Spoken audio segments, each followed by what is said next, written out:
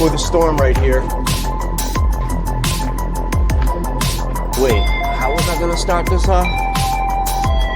I forgot. Oh yeah. That's an awfully hot coffee pot. Should I drop it on Donald Trump? Probably not, but that's all I got till I come up with a solid.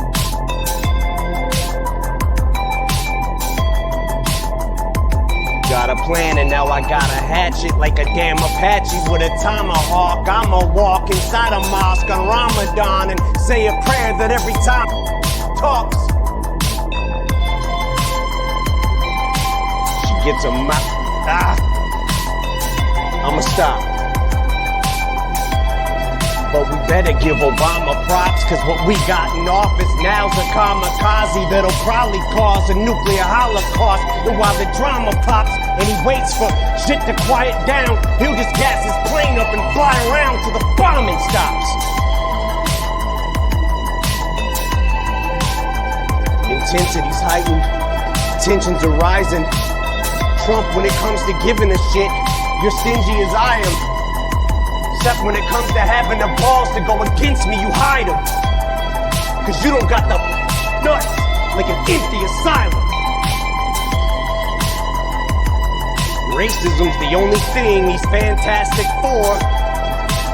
Cause that's how he gets his rocks off and he's orange. Yeah, sick tan. That's why he wants us to disband, cause he cannot withstand the fact we're not afraid of Trump. Walking on eggshells, I came to stomp. That's why he keeps screaming, drain the swamp, cause he's in quicksand. It's like we take a step forwards, then backwards. But this is his form of distraction.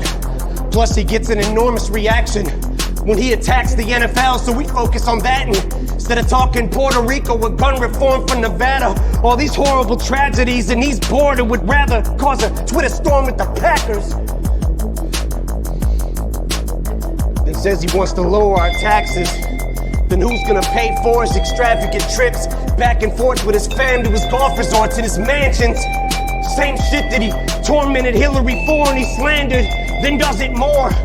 From his endorsement of banning support for the Klansmen, tiki torches in hand for the soldier that's black and comes home from Iraq and is still told to go back to Africa. Fork and a dagger in his racist 94-year-old grandpa who keeps ignoring our past historical deplorable factors. Now if you're a black athlete, you're a spoiled little brat for trying to use your platform or your stature to try to give those a voice who don't have one. He said you're spitting in the face of vets who fought for us, you bastards. Unless you're a POW who's tortured and battered, cause to him you're zeros, cause he don't like his war heroes captured. That's not disrespecting the military.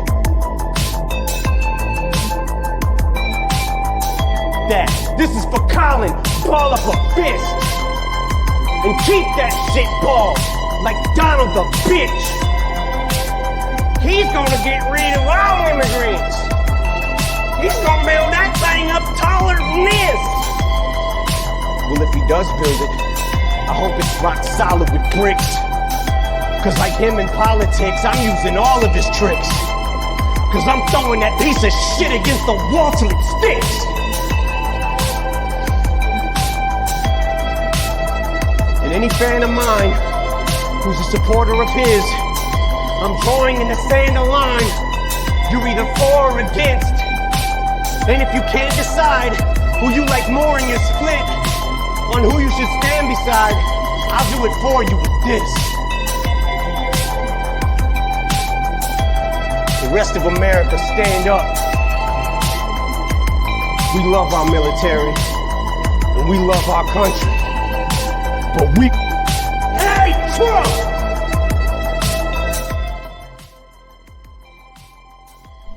Two, check. 2. I'm actually surprised by how well that worked. That was not something that I had planned to do.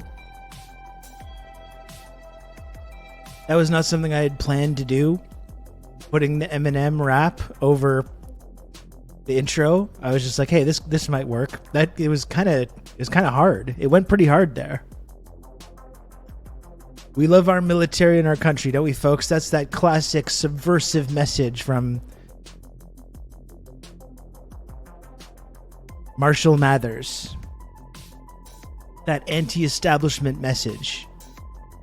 It did kind of hit. It was better than just the original freestyle, I think.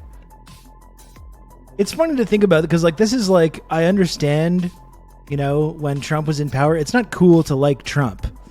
And in fact, it was good to, you know, oppose Trump. Here's the fundamental contradiction, though, that the celebs have run into, which is that it's not cool to support Joe Biden. It's one thing speaking out about Trump, but when your support of Trump manifests as like, I love John McCain and Joe Biden and Hillary Clinton, that's not cool. That's in fact like just about as least cool as you can possibly be.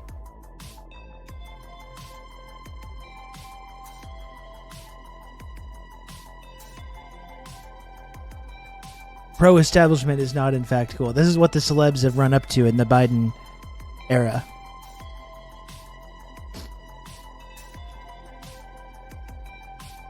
I don't think Joe Brandon's going to be getting a lot of big celeb endorsements. Who are the celebs that are going to dare to endorse Joe Brandon? Like, we're not going to see like I don't think we're going to see like LeBron James. Like he campaigned with Hillary Clinton, things like that. I really don't think we're going to.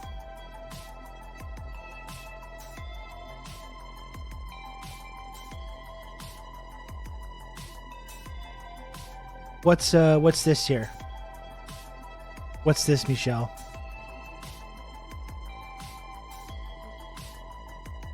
That's what I mean here. It's gonna be like fucking Amy Schumer. Oh, good job. But the thing is though, Kira V, the rabid Zionist celebs, they all think Joe Biden is Hamas though. That's the thing. They're not going to be supporting Joe Biden because they're like, why do you like Hamas, Joe Biden? That's what the rabid Zionist celebs think about Joe Biden.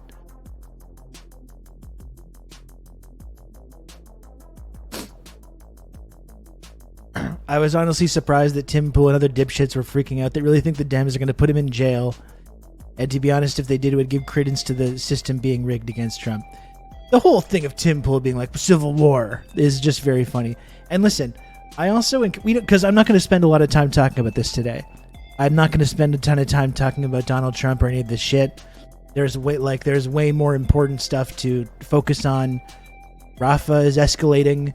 Ukraine is back to escalating again. It feels like we're on the precipice of World War III again. I think I'd rather talk about that than like this gossipy Donald Trump bullshit.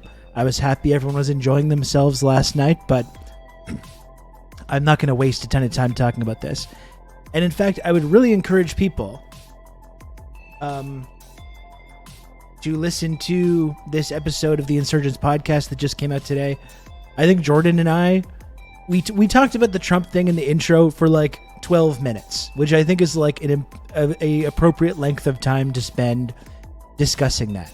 I don't think it's insignificant that like Donald Trump is like facing charges and getting convicted, is now like a convicted felon. I don't think that's insignificant. And I was really happy with the conversation that me and Jordan had about it on the Insurgents podcast. I would encourage you to listen to that because I thought it was good.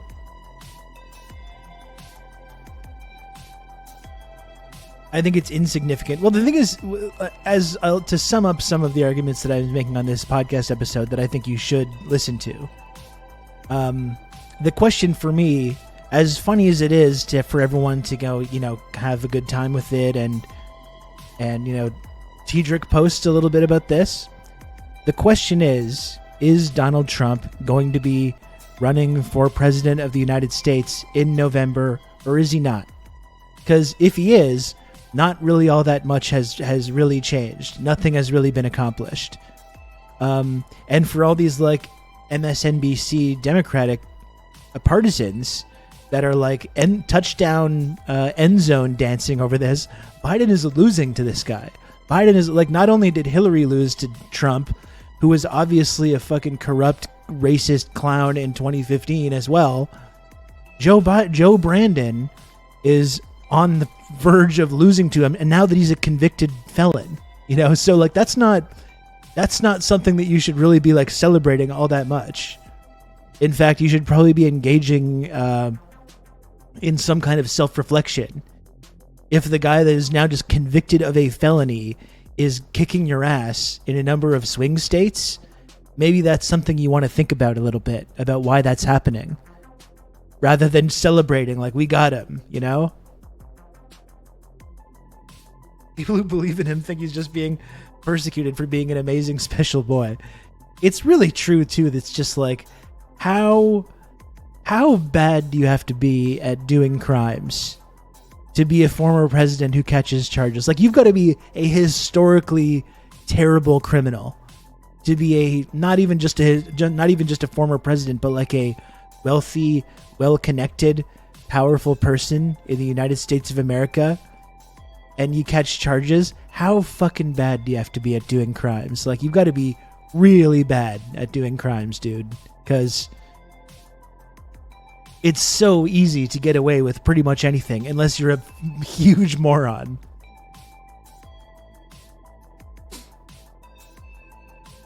What they need to do is submit Biden to the ICJ as a war criminal to one-up Trump's felony charges. You guys think Trump's a badass? Exactly.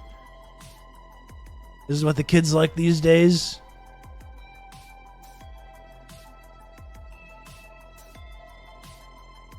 They just gave their base something to rally behind. Yeah, there's part of that. I mean, like, absolutely. They're building this like narrative of like persecution.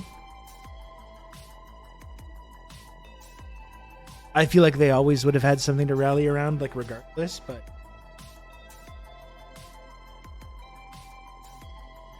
I don't know. I kind of tried to be a centrist about talking about this, honestly. Like,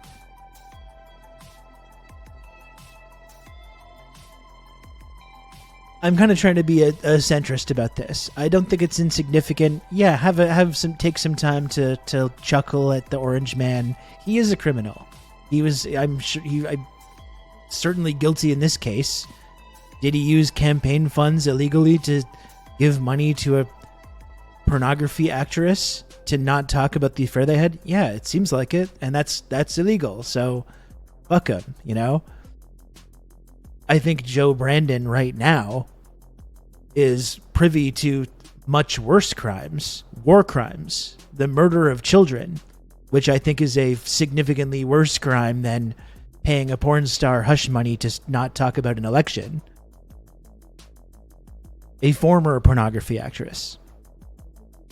But this is what I mean. It's like, I don't believe in like scolding people about it. You know, I get that it's just funny. It's funny to see bad things happen to bad people, and Donald Trump is a bad person. The orange man is bad.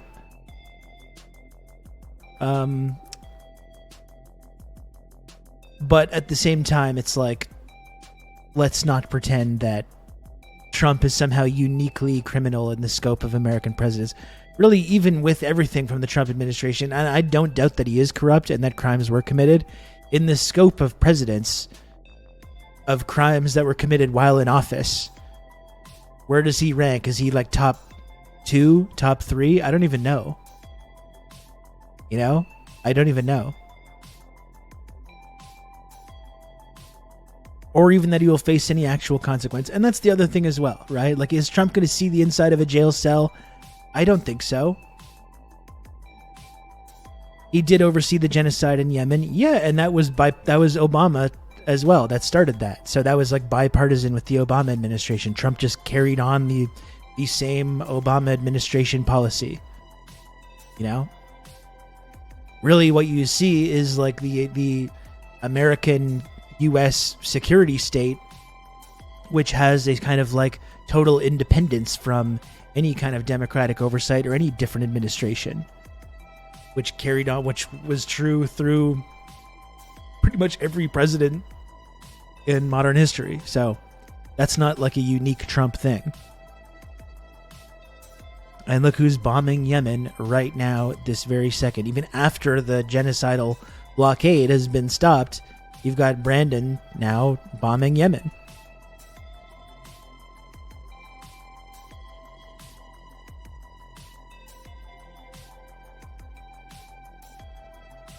So that's it. I mean, did I just get out all the arguments? Like I said, I really don't feel the need to spend a ton of time talking about it.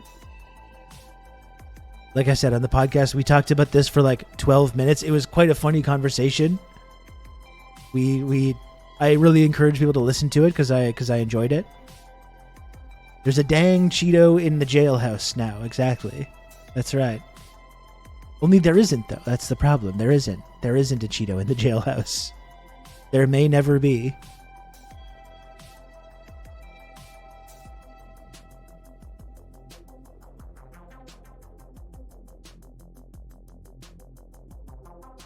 You know, and he's got ongoing criminal litigation and in a few other cases as well. But, you know, if he becomes president again, none of that shit's going to matter. So, it is funny how, like, those were some of the funniest nights. And that's why I wouldn't take it away from anyone last night, you know, laughing about this. Some of the funniest nights, you know, for all during that Trump era, there was a handful of nights, like the Kafifi night. I don't know if people remember that, when that happened, and there was all kinds of speculation that did he die when he was like mad in the toilet and was angrily tweeting? We didn't know. There was a whole night where we just didn't hear about him for the rest of the night, and it was fucking hilarious. And the night of like Trump and the college football team and the McDonald's, you know, the night Trump got COVID. As fucked up as that era was, there were some iconic nights, and it unifies everybody. Everyone can find that funny when Trump gets COVID. You know, everyone can find that funny. And I think last night was one of those nights. So that's why I wouldn't scold anybody about this stuff. You know, it's true, Squatch True. Yesterday was the anniversary to the day of the Kafifi tweet. That's amazing. That's honestly like an incredible coincidence. Or maybe it's not a coincidence. Maybe they deliberately scheduled this to fall on that day.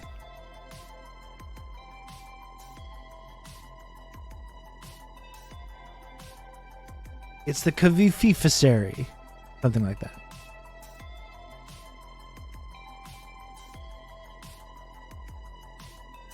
I still loved when Trump pretended like it was a bit. Yeah, you know what it means. And there was all these like sycophants like pretending that it was like some Arabic word or something, some code word. That was funny. Turns out Kafifi was Trump trying to project his future consciousness into the past to warn him. Yeah, it was a Hodor situation.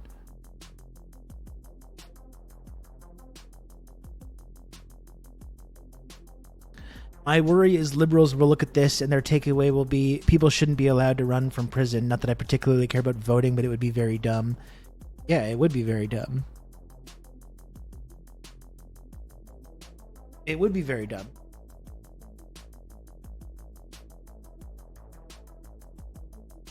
And then that's the thing, like if there was an opportunity to prevent Trump from running, it was after January 6th happened, when there was all kinds of consensus.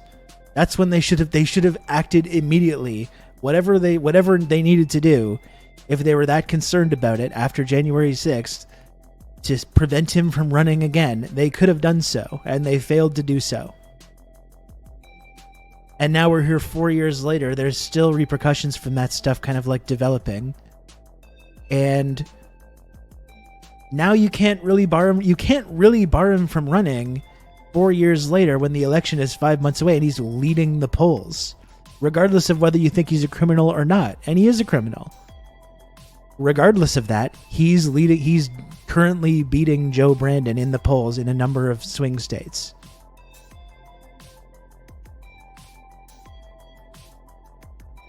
Honestly, maybe the funniest part of Trump is Hillary losing just flat out. That will never not be hilarious to me.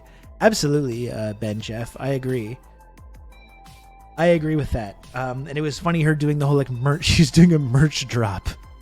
Hillary did a. That's what she's been reduced to. It was her turn. Happy birthday to this future president and this kind of stuff. And now she's in 2024 doing merch drops. When the guy that she lost to, the absolute loser clown that she somehow managed to lose to, gets convicted of some shit, and she's doing merch drops, and it's like, oh, I'm the bitch that warned you and that stuff. I'm the bitch that warned you. But it's like, what did you do? What did you actually do? It was actually us that were warning you that you were going to lose to this guy if you ran a certain candidate because of their record that Trump was completely like capitalizing on. It was actually everyone else that warned you. That's what the whole Bernie campaign was about in 2015. And you refused to listen, and then you fucking lost to the guy.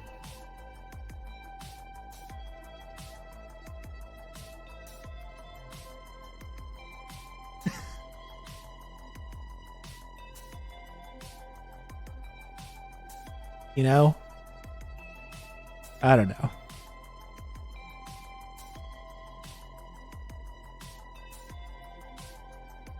But Hillary tried to warn us, and that she attempted to capitalize on our bad feelings towards him to become the most powerful person in the world. In fact, the Democratic Party, like, there was that whole like Pied Piper strategy. They were like, this guy's going to be so easy to beat. We're going to do everything we can to ensure that he is the nominee, because that's how easy it's going to be. They literally helped him. They helped him get to where he is. That's the opposite of like warning people. You put him in that position deliberately, and then you lost. I don't think even Trump, like, I still kind of believe that Trump didn't even intend to win that election. I thought he was just like ginning up some support for like Trump TV or whatever scam he was running. And they were just so fucking bad that they just lost to him. I don't think anyone was more surprised than he.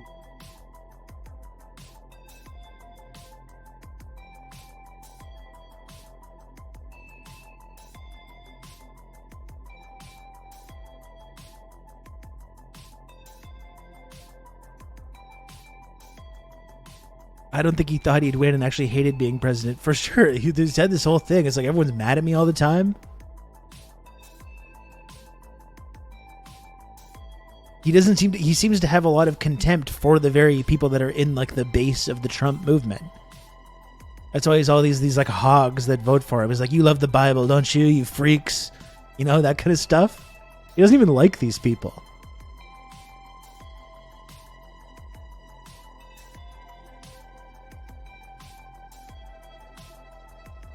I don't even know what libs think the warning was, because I don't remember Hillary saying a goddamn thing about Trump. Well, I remember him. So that to me, I mean, that was the whole campaign. It wasn't like how you're going to make people's lives better. It was just Trump bad. That was the entire campaign. I'm not this guy. You see how bad this guy is? Well, I'm not this guy. That was the campaign. Good job. He did a great job. A conservative psychic pain pig. That's how he views these people.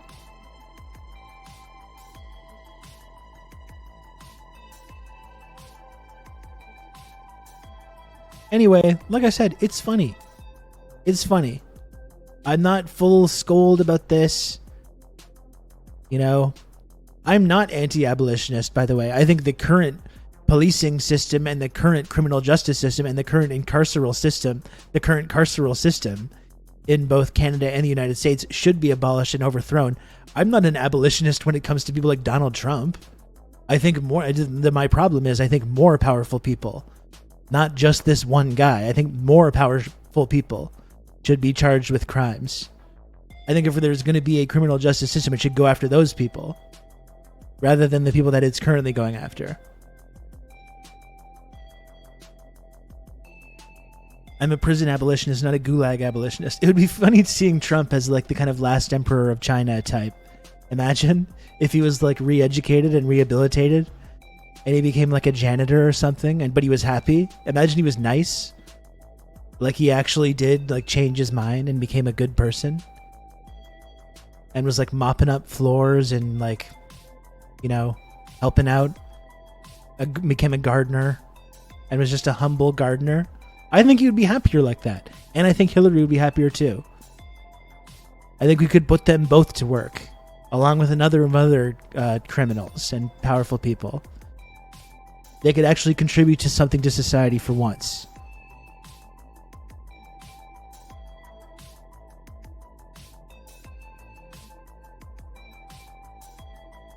Breaking rocks with a striped suit.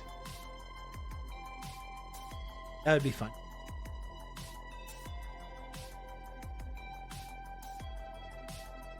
Oh, that'd be very funny. Anyway, that's the Trump stuff. You know, he got convicted. He got convicted in that trial. I'm glad everyone was having fun last night, but now we got to move on now. We got to move on from this. I'm just here for the spicy Trump reacts. I just slammed an energy drink, and I spent like 25 minutes just getting out everything, getting out all the takes.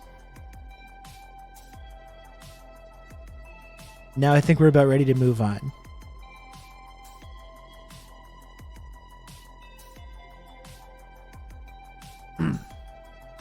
Very happy for Jeff Tiedrick. Exactly.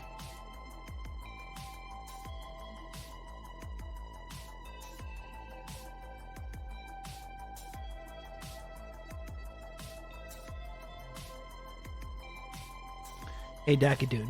What's up? America should move on from these mediocre candidates. Yeah, I mean, it goes back to... You can count on me. You're going to have good old Rob to talk you through all this. Thank you, DJ Chimp, for the gifted sub. Thank you. It goes back to the whole argument we were having the other day about the empire in decline. How dare you say America's an empire in decline? Look at our GDP. Look at all these like economic indicators that show the empire is doing as good as ever. But it's like there's nothing that indicates the empire in decline more than these two decrepit, senile old fucks going head to head. One of them is a former game show host that is now a convicted felon. The other's this like decrepit war criminal. There's nothing that's more indicative of this failing empire. This dying empire led by bad people. Than that. Which was funny seeing the reaction to that poll being like, it must be because of TikTok. It must be because of Chinese propaganda and TikTok that young people are getting this impression that our empire is in decline. It's like, you know, everyone around the world can like see what's going on in the news in America, right? And we can all see that. The shining beacon of democracy. This is what your election is. This is the beautiful example of democracy that you have to impose at gunpoint throughout the world. This is it. You have two factions of the wealthiest people in the country that control the country, and this is who they've put together that you can choose to vote for. Like, no, yeah, the empire is going great, actually. Yeah. Really inspiring stuff.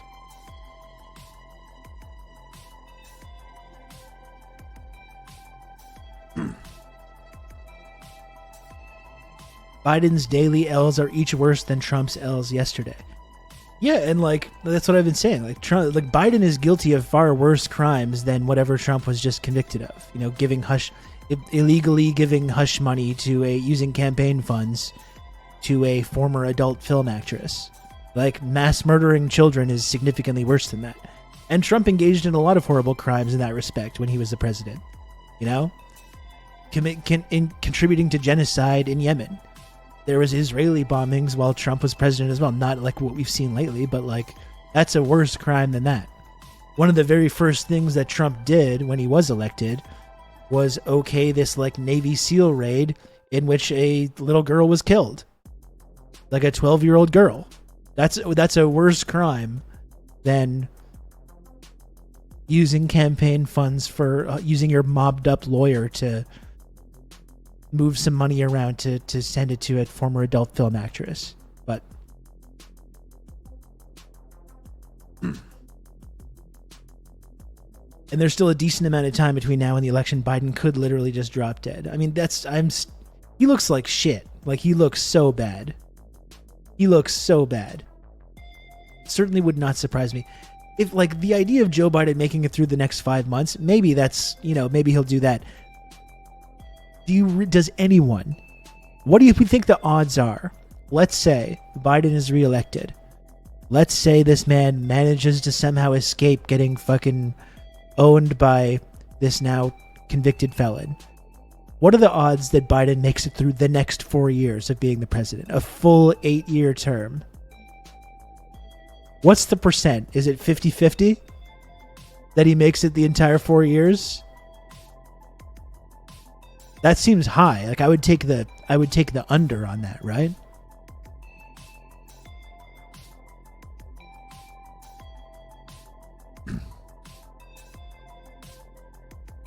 Every time Dem showed 4 more years. Good luck with 4 more months. This man looks like shit. This is like the oldest person I've ever seen in my life. We talked a lot about your feelings on Father, but this is more important. Who would you have used campaign funds to have a secret affair with? I would not have done that. I would not have done that at all. How about that?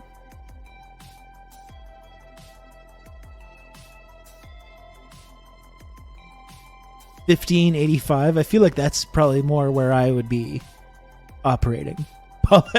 Matt immediately with Paula Abdul. That's so specific.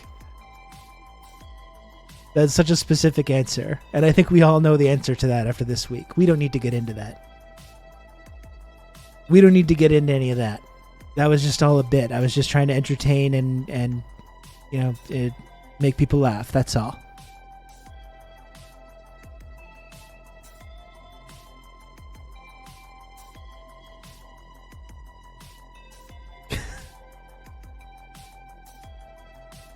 Was a little jape.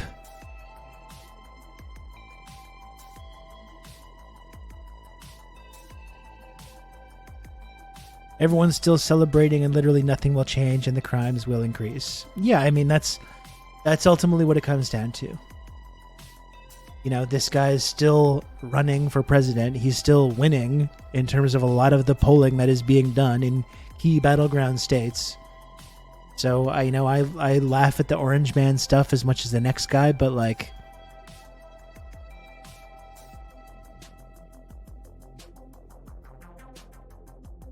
probably important to keep that stuff in mind.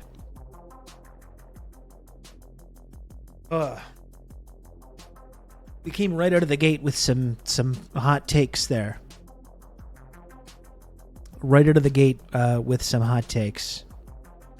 Biden looks like he got the death smell people get before they croak. He's for sure got that like old guy smell, Definitely. Hey, Mistress of Insanity. Oh, good news. Medical debt is no longer included in your credit score. Wow, that's fantastic. That's really going to get people excited for November to go pull the lever for Diamond Joe.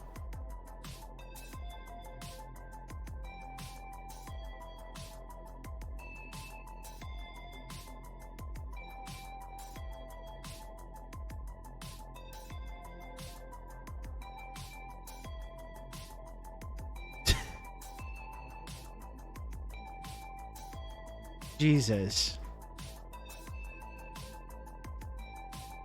Anyway, my 12 at the latest start time was in jeopardy today. I wasn't sure if I was going to be able to make it. I was at the store at like 11:37 and I was like, oh fuck, I'm not going to be able to do this. I didn't even make it 1 week, but I just squeaked in just in time. I was at the store because like my kid really wanted to make a pizza tonight. He really wants to make like a homemade pizza. He requested this, so I was like, all right, well, we're gonna do this. I got some pizza dough. I got some sauce. I got some cheese. I got some pepperoni. I don't think it means no more Pizza Hut, but he was very adamant that he wanted to try to make one. So I said, all right. That's something that I really enjoy doing with him anyways, so that's what I was doing right before the stream started, just getting all the stuff for that.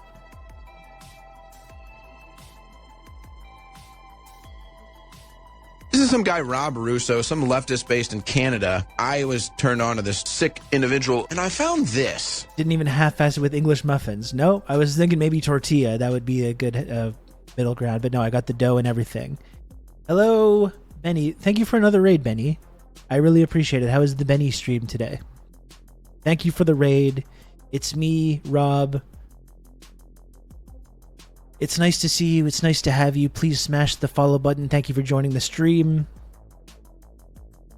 We're just talking about how American democracy has been saved. And I imagine that's what Benny was talking about as well. Heavy focus on the Donald Trump trial, obviously. And that's it. He's been democracy's been saved.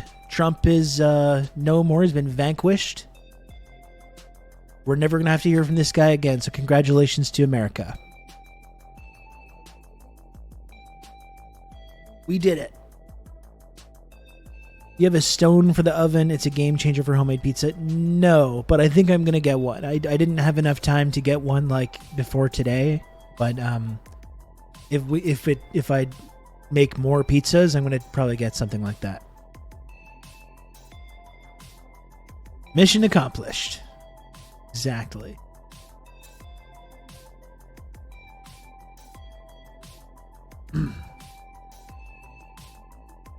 Absolutely. You can use them for more than just pizza. What else can you use them for? And why is it better? Is it because you heat up the stone first? Is that why? I was trying to read about this briefly, and it's like that was my thing. It's like you have to heat it up first, right? So you're putting it on a hot thing. Makes things crispy. Okay. It's great for home ovens, and Squatch is a pizza master. He's like the pizza expert of this community, so. Well, I'll get that next time. I got like a pan thing from the dollar store. It's not going to be great, but like I'll try it out tonight on that, and then I think I'll upgrade to a stone for the next time.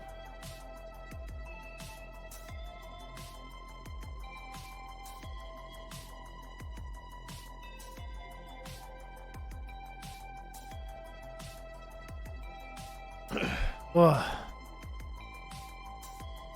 You should try making your own dough. It's pretty easy and a cool little science experiment. I would like to do that. I think it was a little advanced. I was like running low on time, and I've never done this before, and I was a little intimidated by like that step. I think maybe next time I can take small steps toward doing that. I would love some pizza tips, Squatch. Absolutely. It comes out crispier if you cook with an Italian accent. And the thing about doing that is that it's not racist, though, as well. It's never racist. Hey, I make the pizza. Oh. Oh.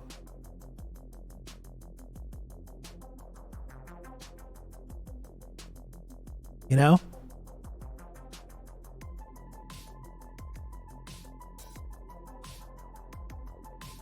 Gabagoo. I've actually been watching The Sopranos. I've been doing The Sopranos, the full watch through, which I never really watched the original seasons, and I only watched like a chunk of it in the early 2000s. Just got to season 5 when they introduced Buscemi's character.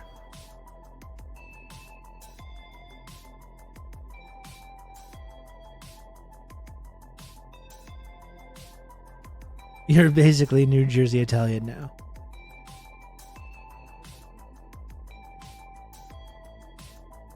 I'm freaking Italian over here. Oh. Oh.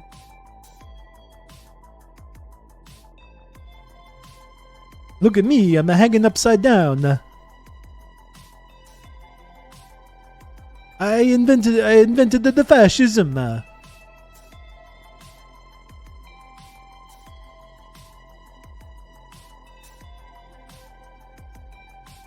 Not your best work. Okay, well, I guess I disagree, first and foremost. I think everyone knows that I'm capable of instantly mimicking any culture, in any kind of accent.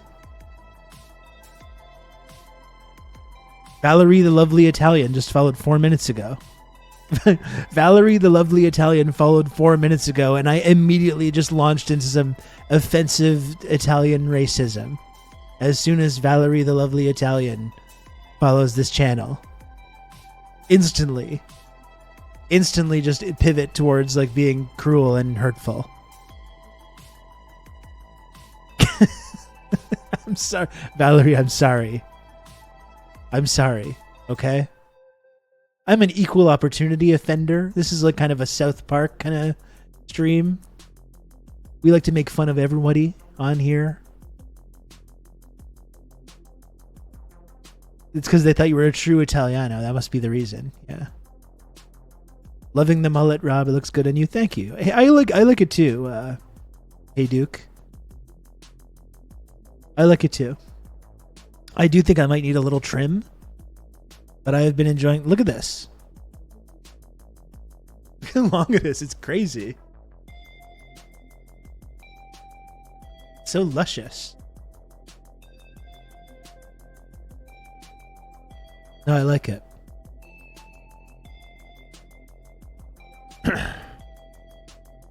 It could be longer, says Mistress of Insanity. You're always trying to encourage me. It's the pickup artist thing. He insults chatters to seem more interesting. I mean, usually it's the inverse of that. Usually it's chat insulting me. I thought you didn't even like hockey. I mean, I don't really care for it. I don't not like it, but I just don't really watch it.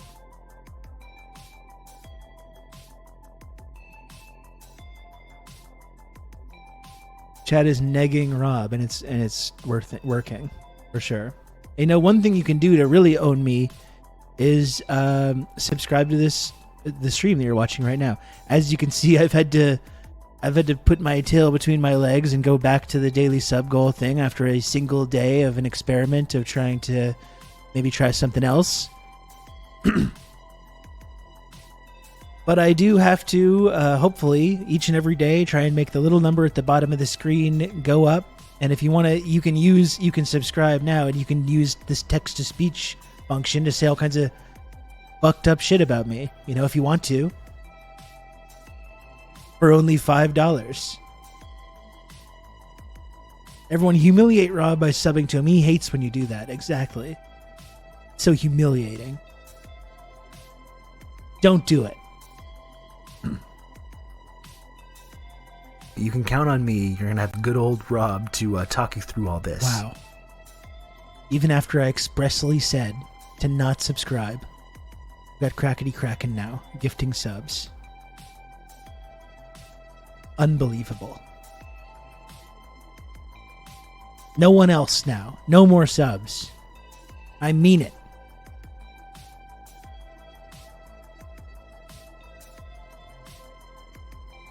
Good.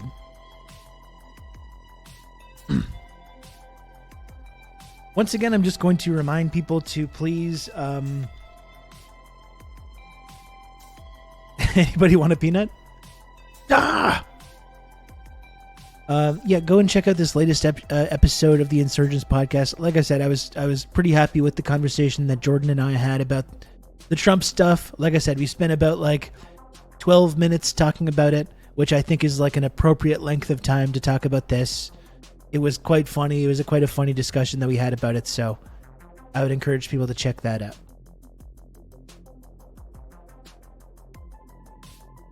Reminds me of when Trump did that reverse psychology at the Libertarian Convention. That was so funny. You can Just count on getting me. your 3%. Good old Rob to talk you through all this. Orange Man, bad. Oh my gosh, Risk Inverse. Risk Inverse, thank you for the 36 months of Tier 1 and for all the support, Risk Inverse. I appreciate it a lot. And congratulations to you on the 3-year, 36-month Pearl sub badge.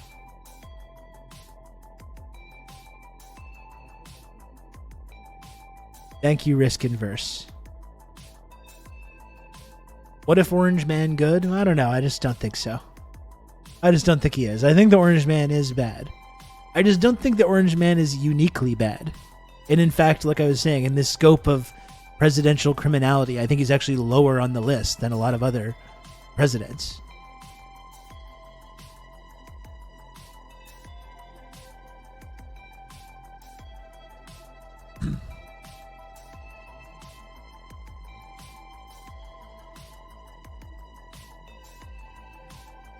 You can count on me. You're gonna have good old Rob to talk Wow, you people through still all being this. very disrespectful.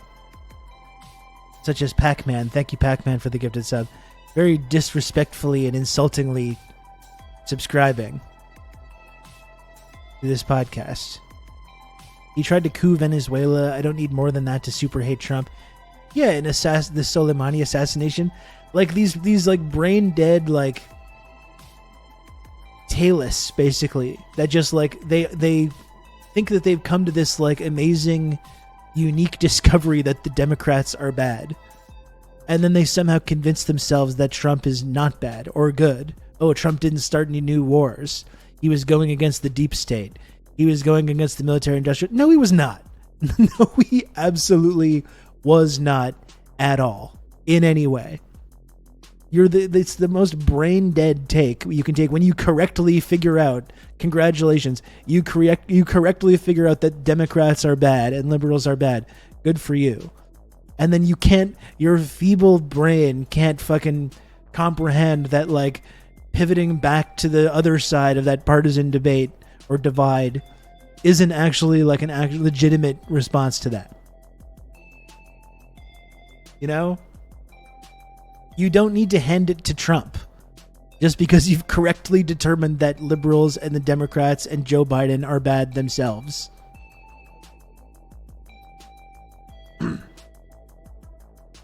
If he went against the deep state, he'd get JFK'd. Well, okay. I don't think he went against the deep state, but I do think he was kind of offensive to a certain kind of ruling class interest, not because he was taking away their power, but because he was fucking blabbing about he was giving up the scam. He was saying all the things that you're not supposed to say. That's one thing that I do think. Like, hey, Duke, Trump didn't get JFK'd. If he did legitimately try to go against these people, he probably would. I do think he got Nixoned, though. I think Trump got Nixoned, and this trial is a little bit a part of that. The whole January 6th thing, like the whole kind of conspiracy angle to that, all these federal informants in these like right-wing militia groups that were helping organize that, you know, it was basically a honey trap, January 6th. Like, that's what I think. It was basically a honey trap for Trump and his most loyal supporters to fuck themselves.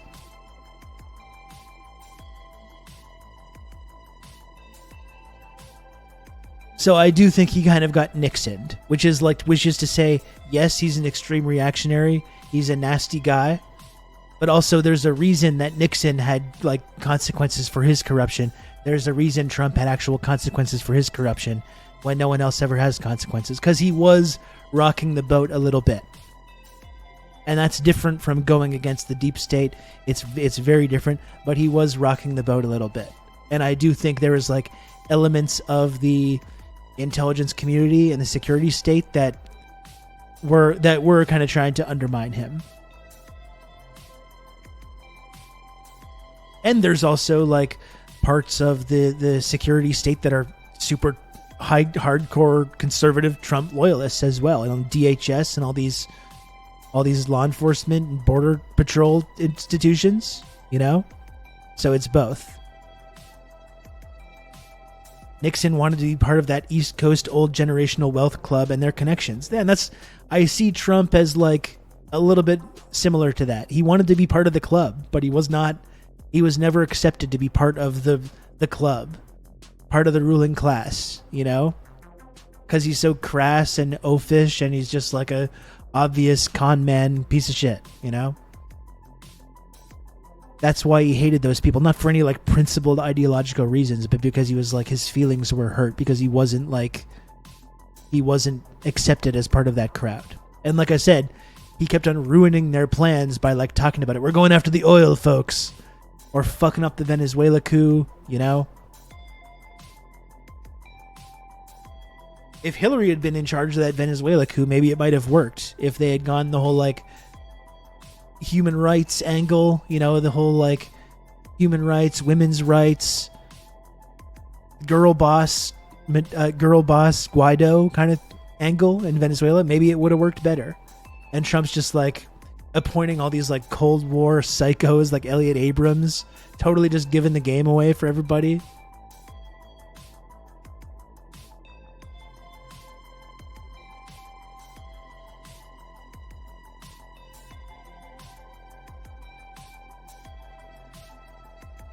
Anyway, that's a whole other angle about Trump that I find kind of interesting. Guaido would have been on Ellen. Yeah, that's right. If Hillary had been president. It probably still would not have worked, but it's just an example of the way that like Trump actually by being Trump didn't go against the deep state, but fucked up a lot of plans just because he's like an asshole who can't stop being totally honest about how evil America is. They needed to do a women life freedom for Venezuela for sure. Yeah, an SOS Venezuela kind of thing. Absolutely. Hillary and her boss, Obama, competently managed to coup Honduras and Haiti and Libya. So she would probably have had more success with Venezuela, and libs everywhere would have applauded it. Absolutely. For sure. For sure. Get a bunch of lib artists to create a Vuvuzela song. It's actually really funny. Like, I don't know, you've probably seen that tweet by friend of the show, Jane. We haven't seen Jane for a while, but she was one of the earlier subscribers to the show. I love Jane. And she has that great tweet about like my country, Venezuela, yearns for freedom. By like some like, what's the specific term she uses? Like,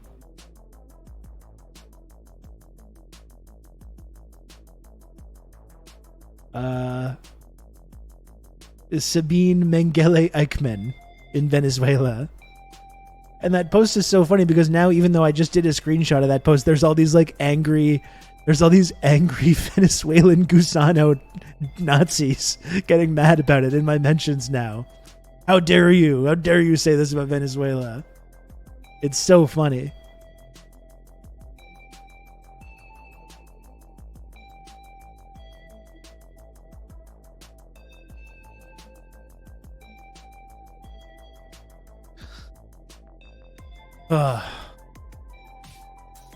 Yeah, I posted a screenshot of that, and I got the boys from Brazil now in my mentions, in me and Jane's mentions.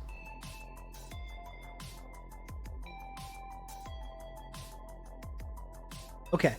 There we go. We just spent almost an hour engaging with this. Let's move on, because there's lots of really important stuff to talk about. Yeah, I would like to, Mistress of Insanity, this is something I have in the queue for today, the Nazi Descendants Solidarity March. Jesus Christ. No, this is like, because that's it. This is what we need to continue focusing on. Rafah, this like whatever red line there was, they're escalating their invasion of Rafah.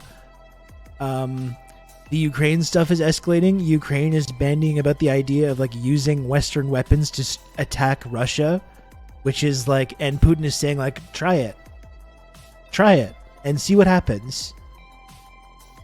America and the UK just bombed Yemen, and then Ansar Allah responded by attacking a US ship.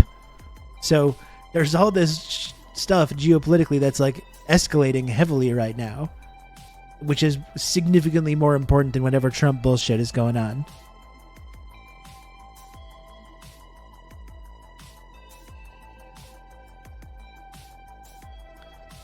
But let's focus on that. I think we should focus on this stuff.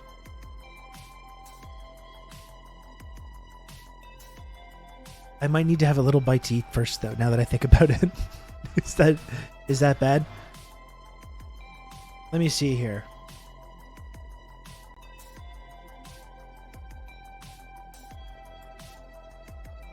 Let me see what I've got here.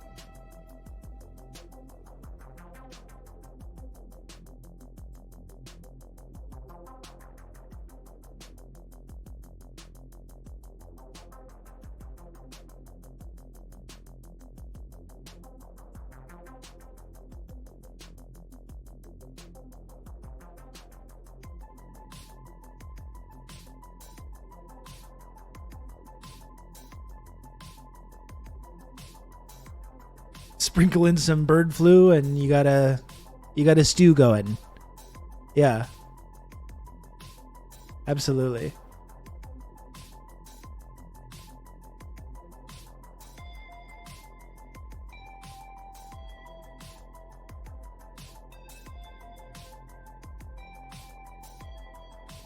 Let's just go with this as a title because it's all under the same umbrella.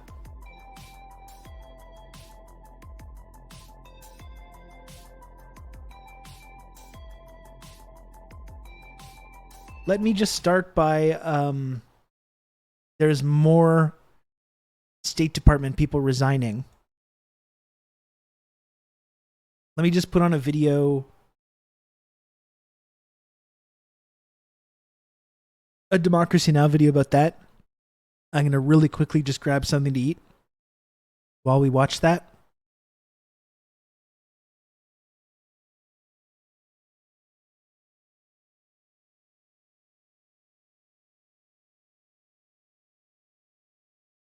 This news is fun. And then we got lots more stuff to talk about. I think the sub goal is going to be messed up.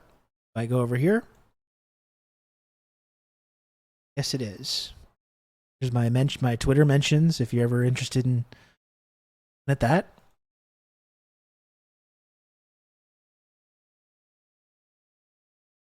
And now there's this. This is no good. Okay, here we go.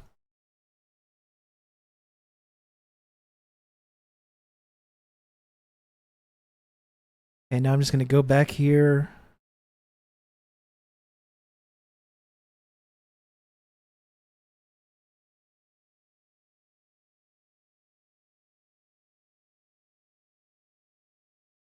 I think what I need to do is just this, and then this. Hey, there we go. Okay, good.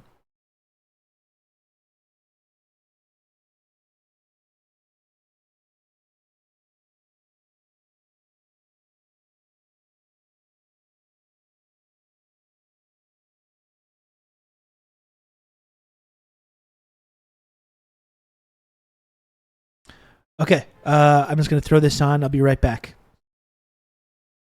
By viewers like you. Please support our work at democracynow.org. It was not the experiment failed, Kijiji. Like this one thing about changing up certain things like that, I can't deal with the sub goal going down though, and physically looking at it and seeing it go drop. I will figure out a way to make that work as good as possible. Today we're going back to basics.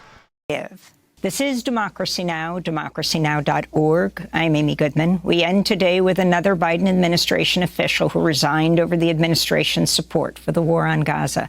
Stacey Gilbert served as senior advisor in the State Department's Bureau of Population, Refugees, and Migration, which is the State Department's chief humanitarian office and features heavily in internal policy discussions over Gaza. This week, she sent an email to staff explaining her disagreements with a recently published State Department report that she worked on, but which concluded that Israel was not obstructing U.S. humanitarian assistance to Gaza. That report was used by the Biden administration to justify continuing to send more than $1 billion of weapons to Israel. Stacey Gilbert resigned after working at the State Department for over 20 years. Joining us now from Baltimore, Maryland. Stacey, welcome to Democracy Now! Explain your final decision to resign. Thanks for having me.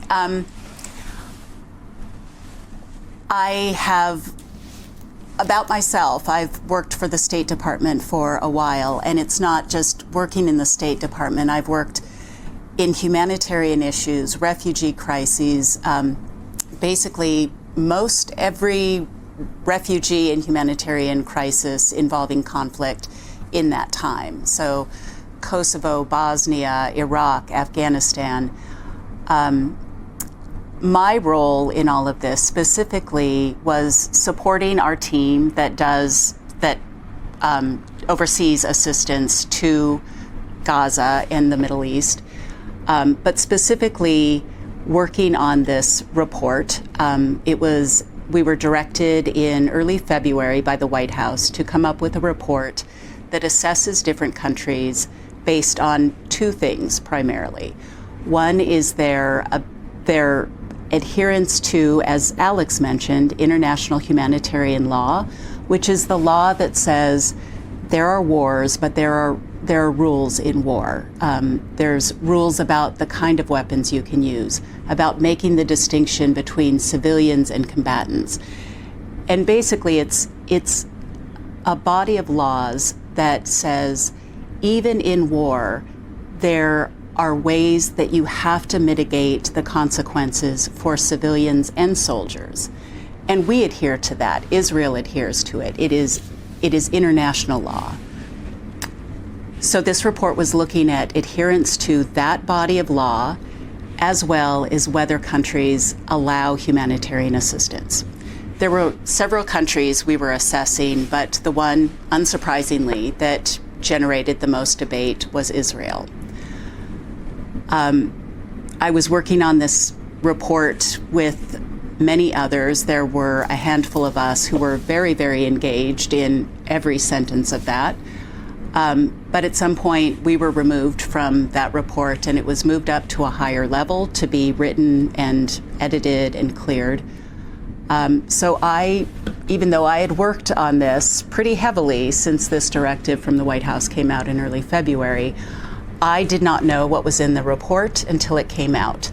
That said, I was actually hopeful that it would be an honest report, because earlier that week, the White House had made an announcement that it was going to pause the 2,000-pound bombs that have really caused disproportionate destruction in Gaza. So they had announced a pause on that.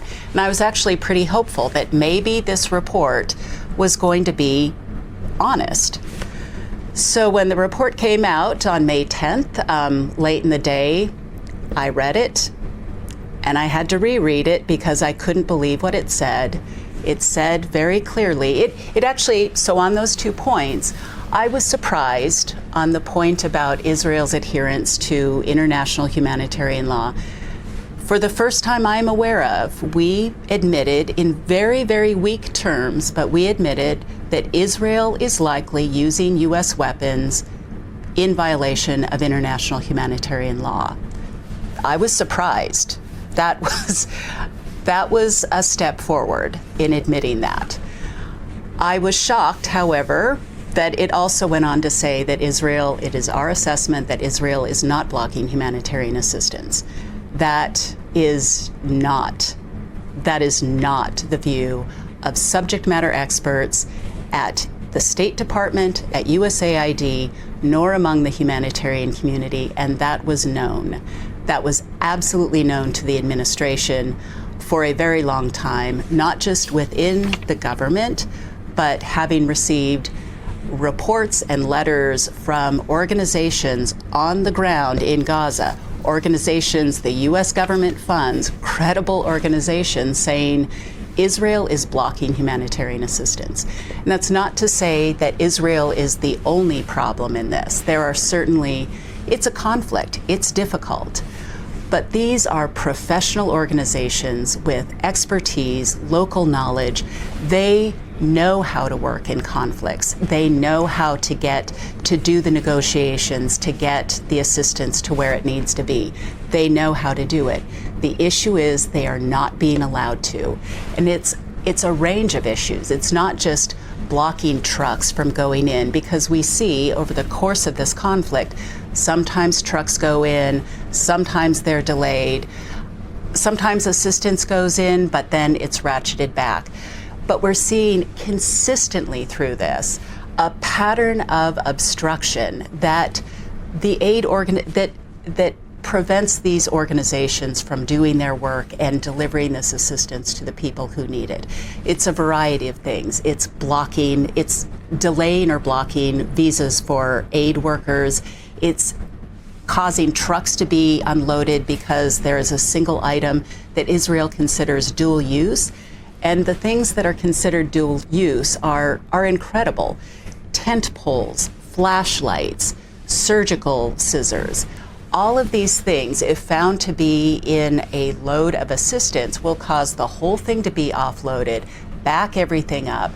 And it's this pattern of arbitrarily limiting, restricting, or just outright blocking assistance going in that has caused the very grave situation in Gaza that we've heard about. Famine. This is not hunger. Famine is a word that we are very, very cautious about using in the humanitarian sector. Words like famine and starvation are only used when very specific indicators have been met. So the fact that there is famine is extraordinary. That doesn't have to happen in a conflict, but it has happened here. And the remedy, when you've reached the stage of famine, the remedy is not more food. Absolutely more food is needed. But for people who are experiencing that extreme stage of malnutrition, that requires an immediate, intensive medical intervention. And where are you going to find that in a country now where the hospitals have been destroyed? It's for the people who've reached that stage, it's too late. And any effort to bring in more food is absolutely necessary, but anything that comes in now it's too little too late. And the reason we've come to this point is because of Israel's obstruction. And to see that written in a report, a joint report from the State Department and the Department of Defense to Congress is ludicrous. And I was just... Stacey, we just have 30 seconds. Your final message to President Biden. Do the right thing. Listen to your experts. Do the right thing. It is difficult. He's going to get right on that. It is necessary because what we've done up to now has not worked for anyone. It doesn't help Israel. It doesn't help. And what the is people the of right Gaza. thing in It this last undermines 10 our seconds? credibility. The right thing is to acknowledge Israel is blocking humanitarian assistance, and there are consequences of that. And the consequences affect our military sales. The whole thing about like the medical infrastructure. Yeah, the narrator, he will not do the right thing. The whole thing about like the medical infrastructure and talking about famine, how you need like medical intervention. Never forget that after the initial bombing at Al-Ahli Hospital in like October, a couple weeks into this, never forget that like 2 days after that international outcry, which all the OSINT guys immediately pivoted trying to blame on Hamas. Never forget that like 2 days later, Biden went to Israel and gave Netanyahu a big hug on camera for the entire world to see. And since that time, they have engaged in a literal war on health infrastructure in Gaza, in numerous hospitals, very deliberately and intentionally targeting health infrastructure for the express purpose, which is why, yeah, it is a genocide, as much as people want to still pretend that that's not going on. Biden went, he gave him a big hug and kiss on TV, and he gave him the okay to continue this unprecedented assault on doctors, nurses, patients, and health infrastructure in Gaza.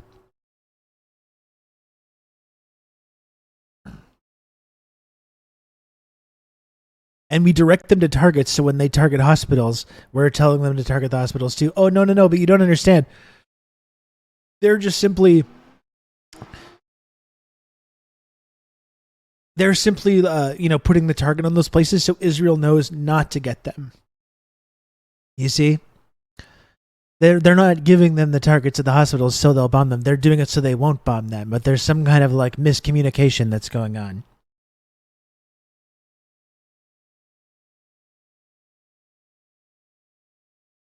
So instead they built this pier, which has already sunk into the sea. This pier has already sunk into the sea. This whole big, it was like a PR stunt, basically. Which was totally useless. Yeah, the hospitals are marked hospital. Do not bomb.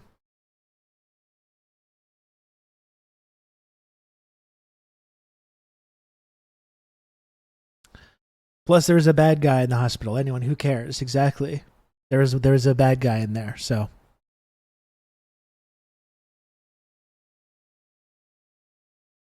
And yeah, I don't know. Like, I think it's important to talk about these like officials that are resigning. I don't know why it took 8 months. I think it's important to talk about this, but yeah, I still don't like. And you quit. You still can't like acknowledge that this is what the Biden administration policy is. Like, they just still can't acknowledge it. This is a USAID contractor Our resigning next guest as well. was a contractor for the U.S. Agency for International Development, USAID. He resigned like in even protest these like over the Biden CIA-sponsored administration's support for the war American on Gaza. For the past 4 regime years, Alex change Smith ops worked are as a like, senior this is too much advisor for on me. gender, maternal health, child health, and nutrition at USAID. Last week, he was scheduled to deliver a presentation on maternal and child mortality among Palestinians to a conference of USAID's colleagues and partners. But a day before he was scheduled to present, the leadership at USAID canceled his presentation. Smith says he was then given a choice between resignation and dismissal. He You should have chose to left resign. USAID in his letter decades of ago. resignation addressed to the head of USAID, Samantha Power. He wrote, quote, "I cannot do my job in an environment in which specific people cannot be acknowledged as fully human, or where gender and human rights principles apply to some but not to others depending on their race. I can no longer in good conscience continue to be silent amidst USAID's de facto policy of ignoring human suffering when that suffering is perpetrated by an ally," Smith wrote. Alex Smith joins us now from Portland, Maine, in his first broadcast interview. Alex, welcome to Democracy Now! Explain what happened, how your presentation was canceled. It was a competition for having this place, this address, where Samantha Powers also addressed the conference. Can you talk about what happened? Good morning. Yes, absolutely. I would like to talk about what happened, but I also do want to keep the focus on the people of Gaza and the West Bank, and not make the headline about a privileged They still have to white guy who, triangulate, yeah. resigned his job. But yes, I'm happy to talk about what happened. Back in February, I submitted an abstract to the conference. It's a global gender equality conference that was going to be held in May. And that abstract was one of 368 that were submitted. Interesting as well that you have like actual people with like within the bureaucracy resigning, and then you still have, you know, progressive politicians being like, "Oh, I'm so against this horrible human rights crime that we're participating in, but also vote for Joe Biden. Also make sure you vote for Joe Biden in a couple months." One of the themes of the conference was going to be on intersectionality and maternal health. And I thought this would be an excellent opportunity to talk about Gaza. As we know, there are severe limitations for women to reach health facilities, where previously Gaza used to have very good attendance of skilled birth attendants. Now almost all of the hospitals are non-functioning. And so I submitted my abstract. To my surprise, it was accepted in March. It went through 3 tiers of review. There were about 35 reviewers involved, and it was outsourced to an outside organization to review as well. So it was accepted, and I was very excited. I was thrilled to have a platform to talk about maternal and child health outcomes in an ongoing crisis. The day before, the Monday before the Wednesday that I was going to present, I was told that I needed to meet with the Middle East Bureau colleagues and submit my slides. I did that. The slides went through many layers of editing and comments. I received a language guide. I was told to remove words like Palestine, Palestinians, Israel-Gaza border, and several others. And then there was a column of preferred language. I went along with that. I removed the word Palestine from the organization name UNFPA Palestine because that was objected to. I removed a map that UN OCHA provided that was acknowledged as an accurate map, but that couldn't be included because it showed the borders and the sea borders of Gaza. Also on that Monday, I was told this is a very sensitive issue because an hour before we were having our chat, the ICC request for an indictment came down from the prosecutor. And so I was told that it's a sensitive issue because of that. I mentioned that I was a legal fellow at the ICC back when I was in law school, and that I had worked on specifically starvation as a weapon of war, and that was an area of interest of mine, and that I thought it would be useful to talk about international humanitarian law frameworks as they apply to every country, Gaza included. And I think that set off alarm bells. There were many more layers of editing, and then on Tuesday I was told that the presentation was canceled before I was told the presentation was deleted from the conference website. I wanted to ask you about another part of your letter. You write, USAID defends human rights norms and international law when Ukrainians suffer from Russia's crimes. In Ukraine, we call for legal redress when people are victimized, name perpetrators of violence. We even work with human rights organizations collecting evidence for international prosecution. When it comes to Palestinians, however, we avoid saying anything about their right to statehood, the abuses they're currently suffering, or which powers have been violating their basic rights to freedom, self-determination, livelihoods, and clean water. What was their response to this? There has been no response to my letter specifically, but that brings up a very important point, that we are very vocal. We don't just deliver aid. We're vocal about human rights, democracy issues. When it's other countries or where adversaries are harming people, but we don't talk about it when it's people in Gaza and the West Bank. Maybe you should put two and two together here, sir. About the head of US. Maybe now would be a time you can engage in a little bit of self-reflection or self-criticism about this organization that you've been working for. It's weird how it only seems to apply to America's adversaries, but not its allies. I wonder if we can learn anything from that about the role of USAID. I wonder. It's time to really put on your thinking cap and think about what you've been devoting your life to, sir. Maybe now would be a good time to do that. You know? There's never a time like the present.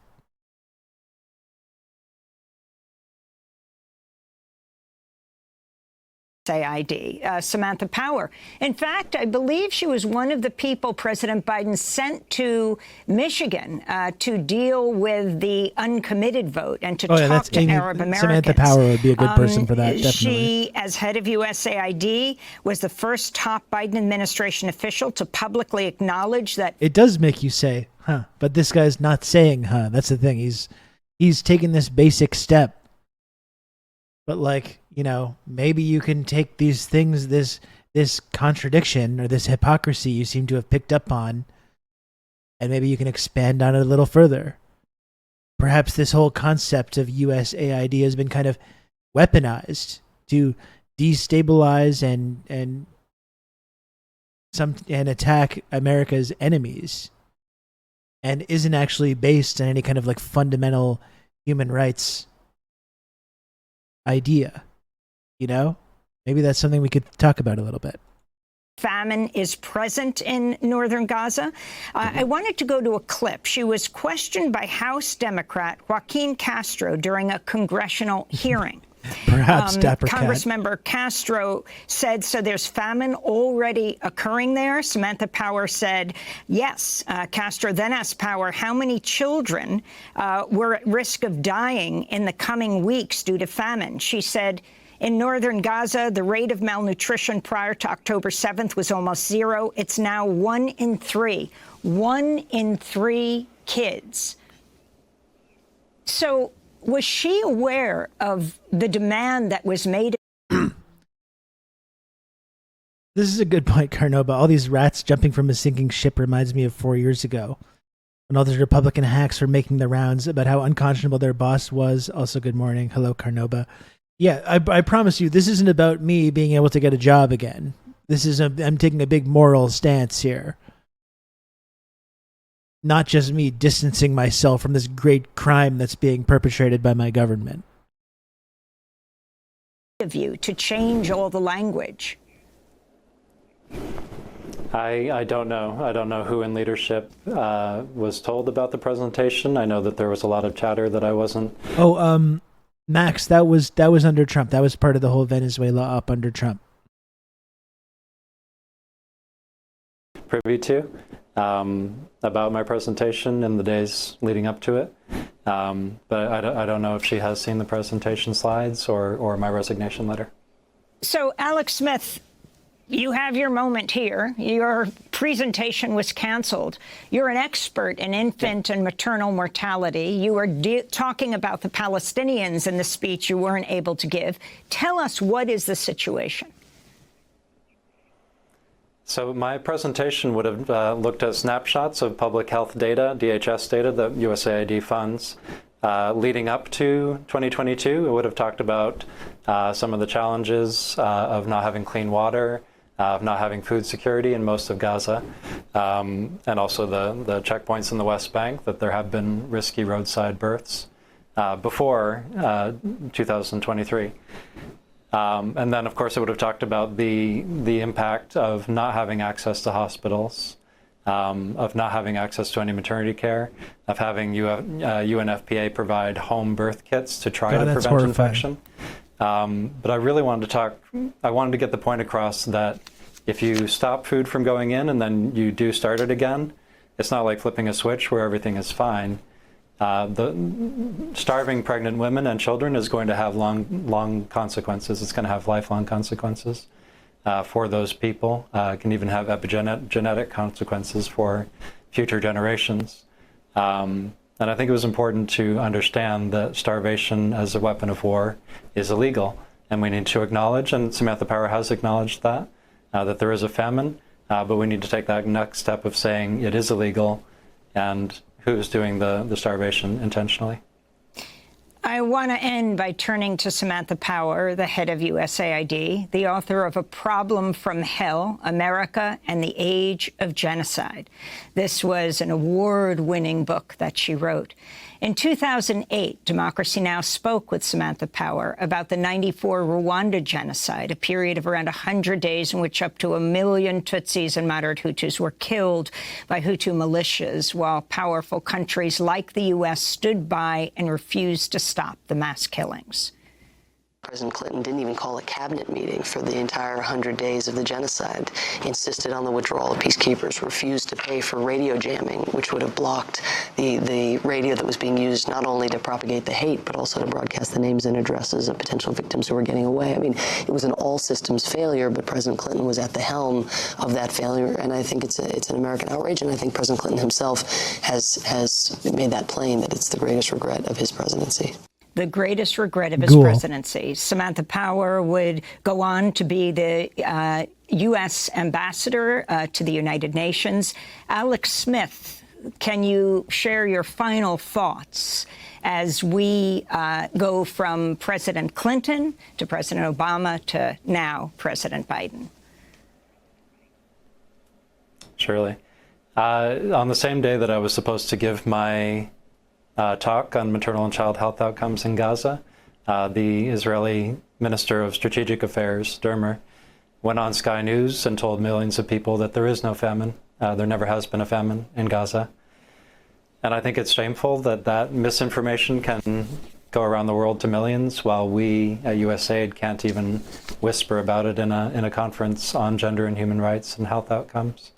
So I would like our leaders to do better. I would like them to stop gaslighting and say and speak truthfully about what is happening. We haven't seen that yet, and I think it's long overdue. Alex Smith, we want to thank you for being with us. Just resigned as contractor for U.S. Agency for International Development, or USAID, in this exclusive interview. We'll also link to your letter.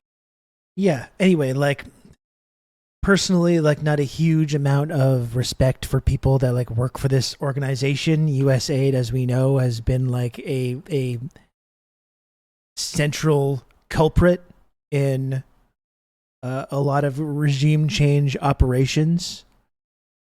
Not a huge amount of sympathy for anyone involved in this organization. I think it's important to talk about some of these officials that are leaving.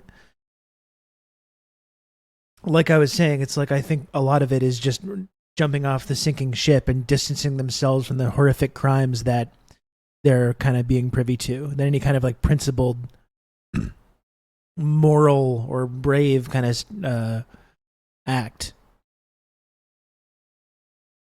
He was a contractor, yeah. It's not like he's losing the pension or the dental plan or anything. He's been a famine investigator, so he's probably had countless research pieces suppressed and covered up, but this was the one. Yeah, I'd be interested to know about when he worked that he did in Yemen, like which would happen. There was a famine in Yemen because of the U.S.-backed Saudi blockade there. That happened under Obama. I wonder if he did any work on that. So again, not a huge amount of respect for some of these folks, but I still think it's important to talk about some of these like officials that are now leaving.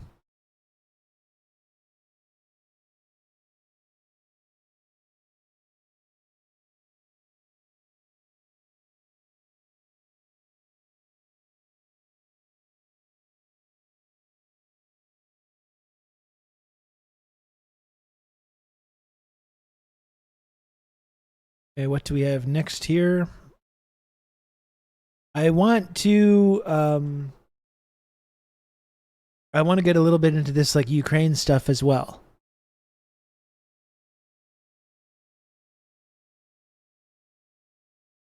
Dr. Maggot, I can't look at that clip because that Seamus guy has me blocked. I don't know.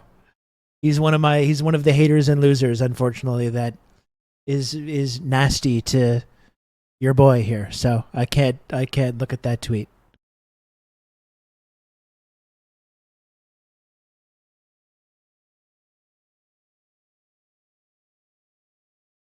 And it should tell you something about, the moral standards of some of these folks. A future waiter at Rob's at the table of success. I think so.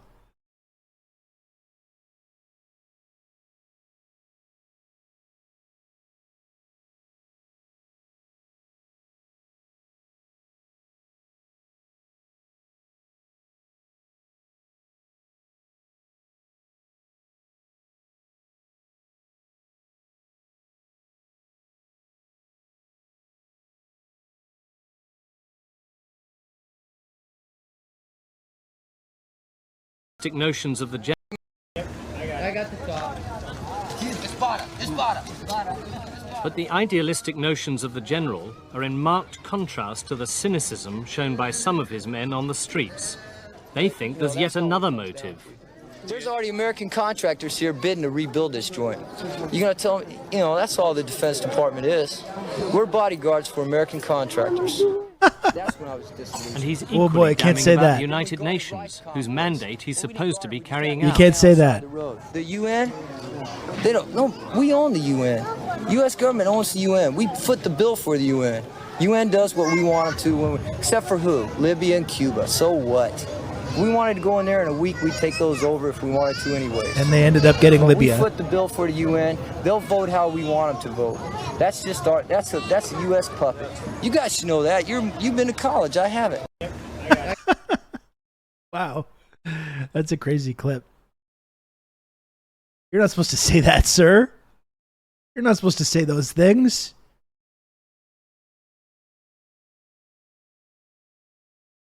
You're not supposed to say those things, sir. Who is this king? I have a feeling he was never heard from again after this.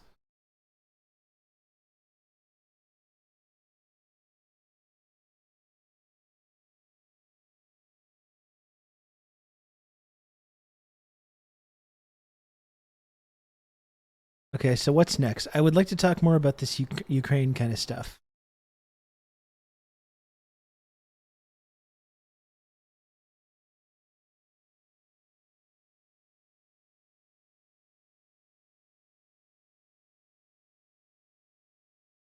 Let's talk. I mean, there can be more.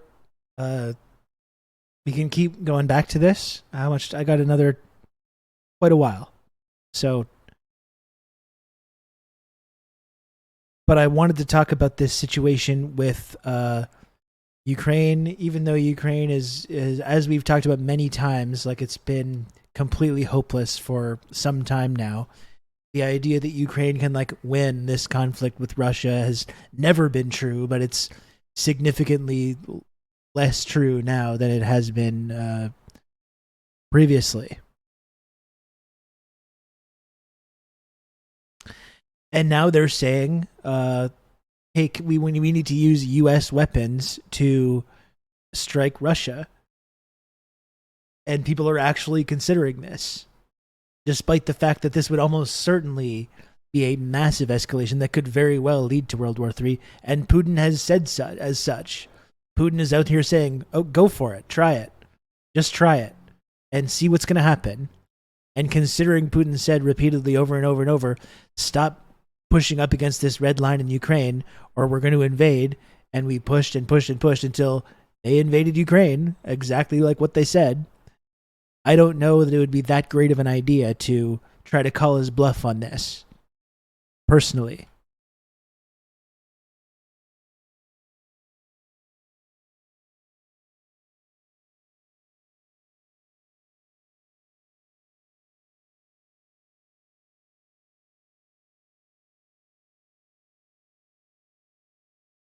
NATO foreign ministers are on their way to Prague for a meeting focused on Ukraine. In recent weeks, Russia has made some of its most significant gains since invading in 2022.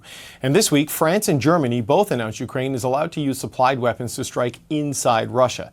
This is a break with where the U.S. stands, and Canada appears to side with its European allies. We need to be forward-leaning on this question. Why? Because Russia has no red line. And so that is why we need to make sure that when it comes Ukraine's defense, that we're there to help them, and that that's going to we really show help Ukraine. That notwithstanding what is happening, that we're by their side. And there's in Canada no condition on end user shipment of arms to Ukraine, and that is why we will continue to work with Ukrainian armed forces. Yeah, no, that's really going to help Ukraine, definitely. That's really going to help Ukraine. Let's get Ukraine wrecked even more. It's not enough. We haven't fucked over Ukraine enough, I don't think. Let's wreck Ukraine even more. There's again, have you seen the images of like, and we've looked at this over the past 2 years, but like people being like taken away in vans to be just thrown onto the front lines with no training. Like, fuck, the idea still that you're holding on to this idea that you can still help Ukraine by sending them weapons to kill Russians with, or giving them permission to actually strike targets in Russia, that's going to be good for Ukraine, or it's going to help Ukraine in any way, is unbelievably delusional.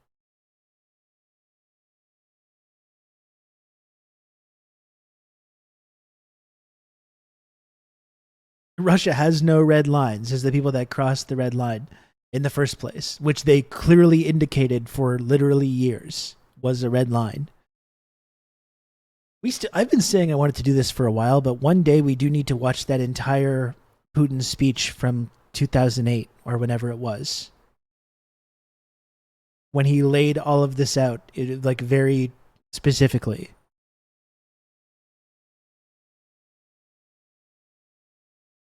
Anyway, just one sec. I'll be right back.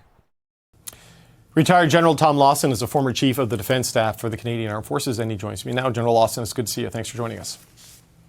Pleasure, David. You just heard Melanie Jolie's response there to a reporter asking about whether Canada is on board with France and Germany in allowing weapons it supplies to Ukraine to hit military sites inside Russia. Certainly, what Canada was able to give is not enough to tip the balance of this conflict. But what message do you think this all sends to other members of NATO, in particular the U.S.? Right. Well, I think what it's saying is that there is an increasing concern in NATO and elsewhere that Russian momentum threatens to overcome Ukraine defenses, and it's not beyond the pale to think that there's a possibility that Ukraine could fall. Whereas NATO members have all been very, very concerned about what red lines might be out there that the Russians have set over the last couple of years, Now the real risk is what happens if Russia is able to increase their momentum and this whole thing falls apart. I mean, just operationally, and if Russia is able to put its artillery and its troops on one side of the Russia-Ukraine border and fire at critical infrastructure and civilian targets and military targets from sanctuary, essentially, because Ukraine is limited in its ability to fight back, can Ukraine win that fight? It seems like an impossibility to an amateur like me. Exactly. It is. Well, there was some hope in the spring after the Russian attack had been blunted and been fairly stable for a year and a bit, that Ukraine would be able to develop with the weapons that were coming in and with their training, develop some momentum that would simply push the Russians back to their sanctuary. But your point gets to an even bigger one. How did Russian territory become sacrosanct? How did it become a sanctuary? And there is one simple answer for that, and it's because Russia said it was sacrosanct. And the problem for NATO is that as soon as Russia says something is a red line, NATO has to take that into consideration because the leader may or may not be fully rational, and they were quick to throw around the nuclear weapon trump card that nobody was quite certain they might use. So it's really crazy. It's really crazy that from Russia's perspective, NATO weapons being used to attack Russia constitutes NATO attacking Russia. And that's something that they consider a red line. How irrational. That's so irrational. And that they would consider that to be a direct attack from NATO. Just because NATO weapons would be being used to attack Russia. They have the audacity to suggest that that's the same thing as NATO just attacking Russia themselves. Crazy, I know. It's crazy to think about.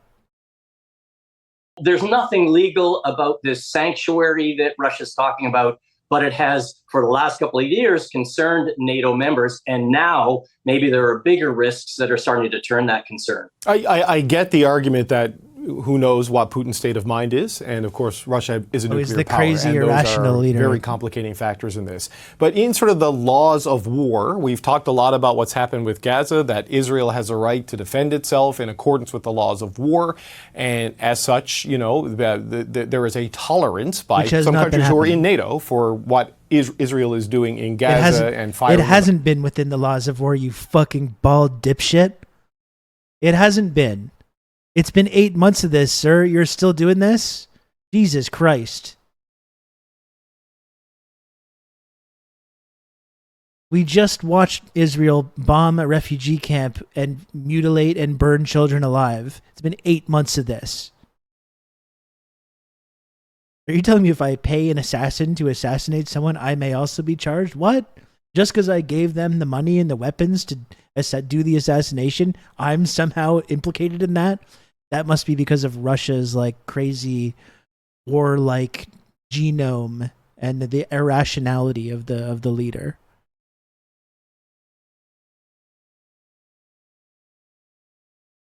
I'm sorry, this is not. I'm just insulting this power and politics guy. I mentioned this on the podcast today. Nothing against the bald kings in this community. Nothing at all.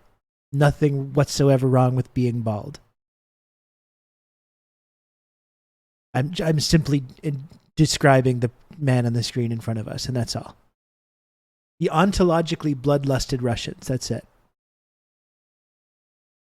Lebanon and other places like that. How would the laws of war apply to a situation where Ukraine, which was invaded, were to shoot back into Russia? Like, legally it would be allowed? It's more the moral weight of NATO holding them back? How do we interpret that? That's well put. That's well put, what you just said there. Legally, as long as those targets are valid military targets, Ukraine stands on firm ground. Right. So, as I say, if the they're only using reason their own weapons, that NATO has put limitations, and Ukraine has followed those limitations for fear of losing those lines of weaponry and even those allies at some point, is because of the concern of these red lines. Perhaps it would have been a good idea to not provoke this conflict in the first place if you don't have the fucking weapons needed to defend yourself, and you have to rely on NATO telling you that they're going to have your back when they clearly don't have the ability to supply them with what they need to actually fight back. Perhaps that was one of the key mistakes of this whole thing. No, there is absolutely nothing other than Russian threats that hold Ukraine from moving across their operations across the border into Russia. And we've seen over the last year and a half, in increasing numbers, still very few, attacks on Russian infrastructure, oil depots, things like that, in behind Russian lines that Ukraine really is loath to take responsibility for. Right. These are like sabotage acts, drone attacks, and things which they sort of use a plausible deniability, so they can't be targeted with it. Why won't Russia just accept that we want to use a one-sided military alliance to destroy them and that they shouldn't respond? Unbelievable, I know. May not have used Western-provided or NATO-provided technology. But from a tactical and strategic sense, if Ukraine were to get the green light, because they struggle with air superiority, obviously in Ukraine, and with air defense because of what's happening, but if they're given permission to start hitting these Russian targets inside Russian territory, what does that do for Ukraine's ability to sort of push back and better protect its civilians and its infrastructure from what Russia has been doing?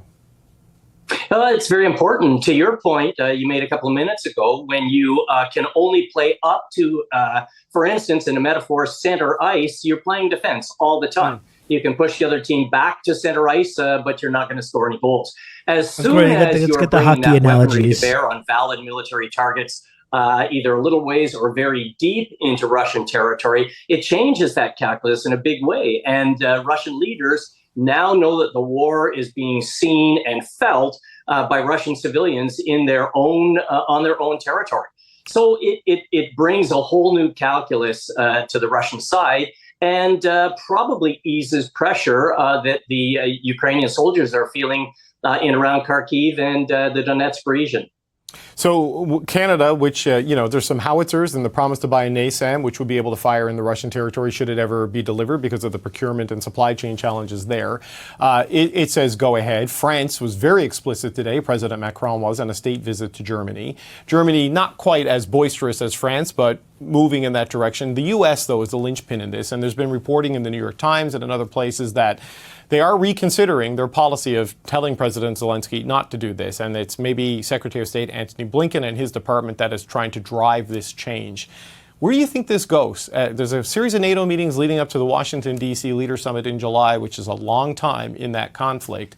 Do you think the U.S. will eventually relent here? Because President Zelensky's pleas are getting pretty loud and persistent. This doesn't sound very unbiased. Right. So, and we can add... It kind of seems like he has a specific viewpoint. I thought in journalism, we have to have this whole balance thing, this unbiased thing. It kind of seems like he's, from his journalistic standpoint, advocating for Ukraine to use NATO weapons to target Russia.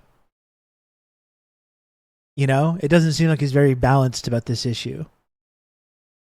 And Finland are the countries that are now taking off all limits. And you make a good point. The Canadian weaponry, which is very important. The Canadian contributions have been very good, really are not the ones that need limitations taken off. These, these HIMARS missiles that have come from the States, the rocket systems, artillery and artillery rounds could well do damage inside Russia. So that's real. But it will be things like the fighter jets that Ukraine is getting from Belgium, Denmark, Norway, and are right now limited to flying over only Ukrainian territory, that when those limitations come off, all of the tactics and operations that are being planned by Ukrainian military leaders on behalf of the strategies that Zelensky and the political leadership want to blunt the Russian attack and turn it around, become far simpler. Right now, they've got a matrix they've got to lay out on the table every time they start to develop an operational plan and check to see which weapons systems and weapons can be used if indeed they press across Russian border. When you take those limitations off, as we're seeing more and more nations doing, that becomes a simpler and simpler task. To your point about the United States, I actually think that they are asking nations like Canada to throw up these trial balloons and see what sort of response comes back from Russia. I think that this is in anticipation of what's going to take place in Washington in July at that summit. Ghouls.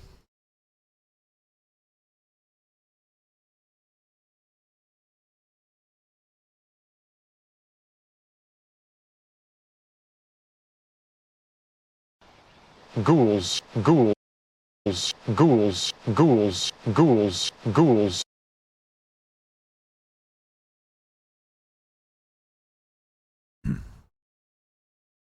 In Politico, Biden secretly gave Ukraine permission to strike inside Russia with U.S. weapons.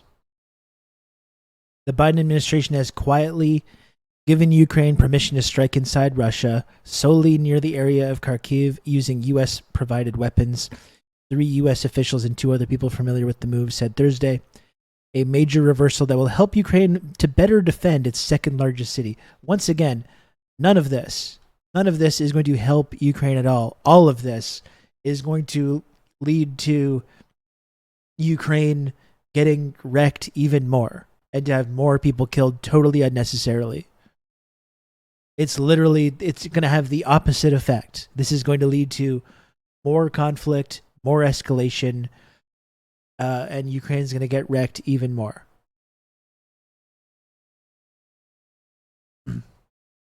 The president recently directed his team to ensure that Ukraine is able to use U.S. weapons for counter-fire purposes in Kharkiv, so Ukraine can hit back at Russian forces hitting them or preparing to hit them, one of the U.S. officials said, adding that the policy of not allowing long-range strikes inside Russia has not changed. Ukraine asked the U.S. to make this policy change only after Russia's offensive on Kharkiv began this month. All the people were granted anonymity to discuss internal decisions that haven't been announced. In the last few days, the U.S. made the decision to allow Ukraine flexibility to defend itself from attacks on the border near Kharkiv, the second U.S. official said. Now let's take a look at what Putin is saying about this. And we can look at this response and ask ourselves whether this move is going to help Ukraine or help or hurt Ukrainians and people around the world.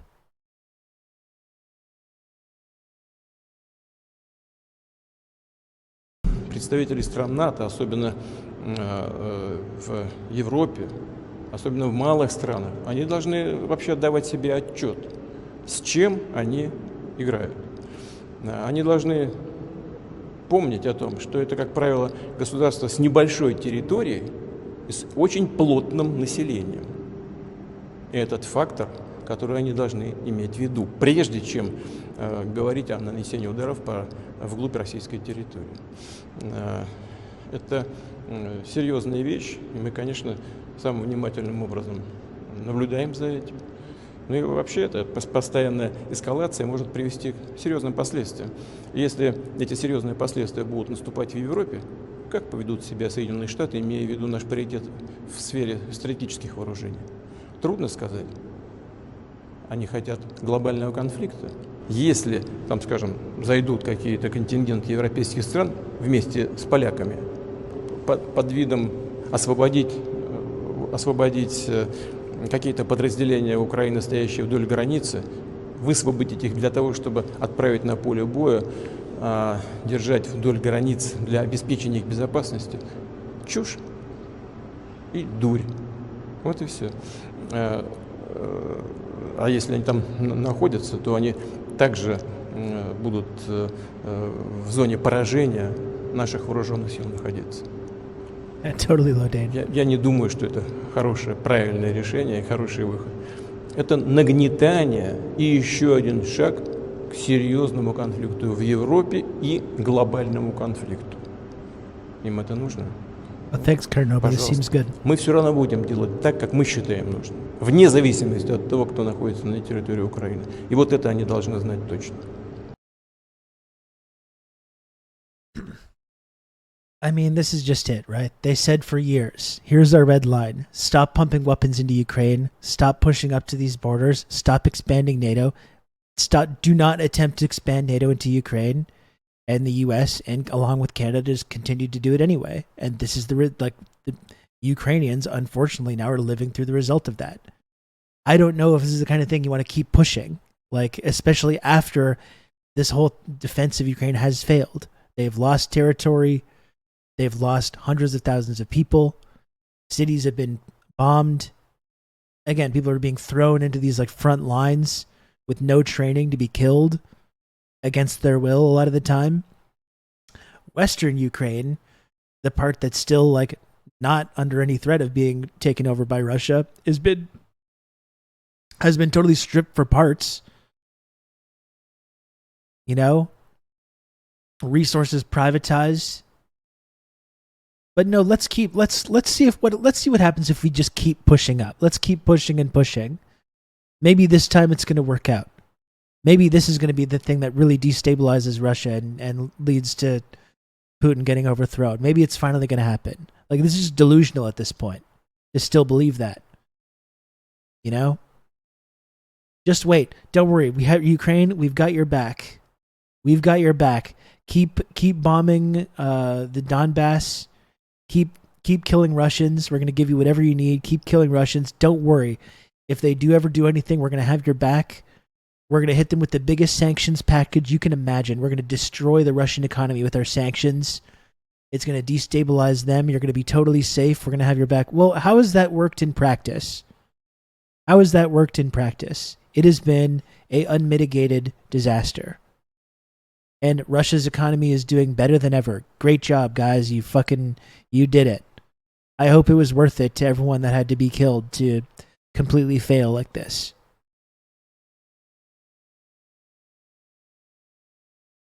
So yeah, it seems like a good idea. Let's definitely keep testing this. Let's keep pushing. Let's not recognize our failure and recognize exactly what we've done to lead to this point. Let's continue pushing. It is kind of amazing how they kept stringing them along. It's sad. Like, honestly, this is why I get frustrated as well when people talk about this, or when people try to criticize me and say, you hate Ukrainians, you want Ukrainians to die. The person online, I care about Ukraine. That's why I think we should be killing more Russians. We should escalate this more, give them more weapons, and take the leash off. Take the leash off these Azov guys. Have them strike in Russia. Do terrorism in Russia. Whatever it is, I support it. That's how much I support Ukraine. And saying, like, I think it is bad to get Ukraine completely wrecked. That's the I don't care about Ukraine position, I guess.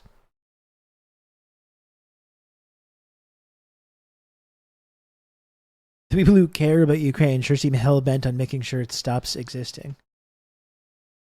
And Carnova just mentioned that there was a VJ chat where they talked a little bit about this. Is it going to the timestamp, though?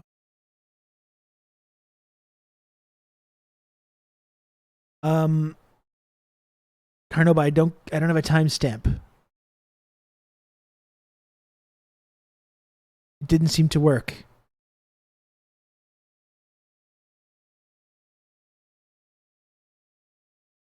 Are you still there? Do you have the actual, if you can tell me where the time stamp is? It's at 1:11:04. Okay, thank you very much.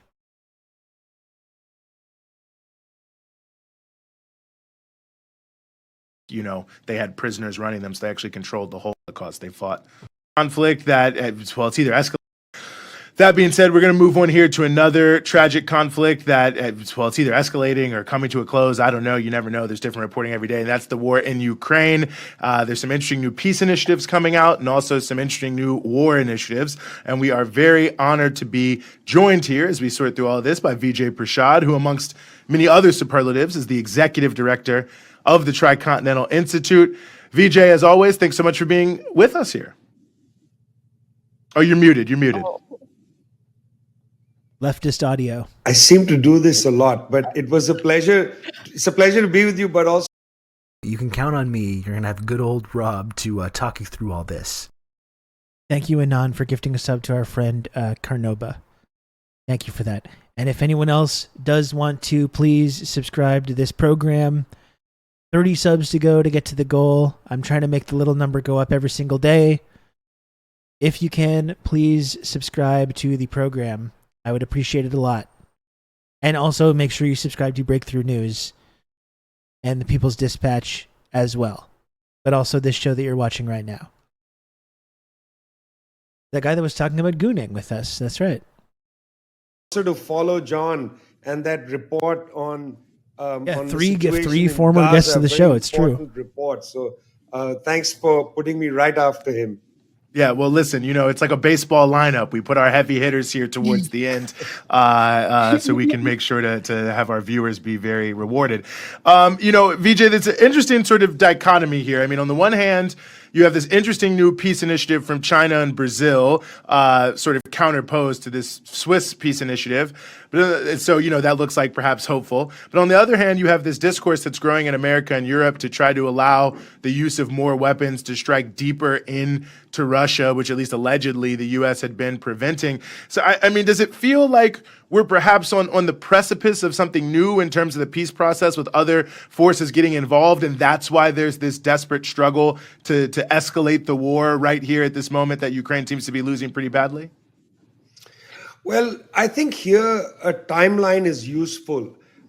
In February, the Chinese government released a very interesting 12-point peace principles. It's not really a peace plan. It was a set of principles which included things like stability for grain exports from Russia and Ukraine, which included a ceasefire, of course, which included exchange of prisoners of war and so on. A normal peace principles document, which could have then been the basis for a discussion, whether bilateral or multilateral. Bilateral meaning the Russians and the Ukrainians sit down and talk through these principles, which they would have to agree to in advance, or multilateral, bring a few other actors in, and so on. It could have been the basis for quite a useful dialogue, China being an important power in the world. This is February of 2024. There's also this terrible conflict happening in Gaza against the Palestinians. The International Court of Justice was looking at the question of genocide. At the time, it would have been perfect if the sober major countries in the world said to the Russians and the Ukrainians, would you in advance sign on to this and come and sit down, maybe in Switzerland, formally neutral country. Let's emphasize that used to be neutral, no longer neutral because it's taken the side of Ukraine in this conflict. Okay, that was in February.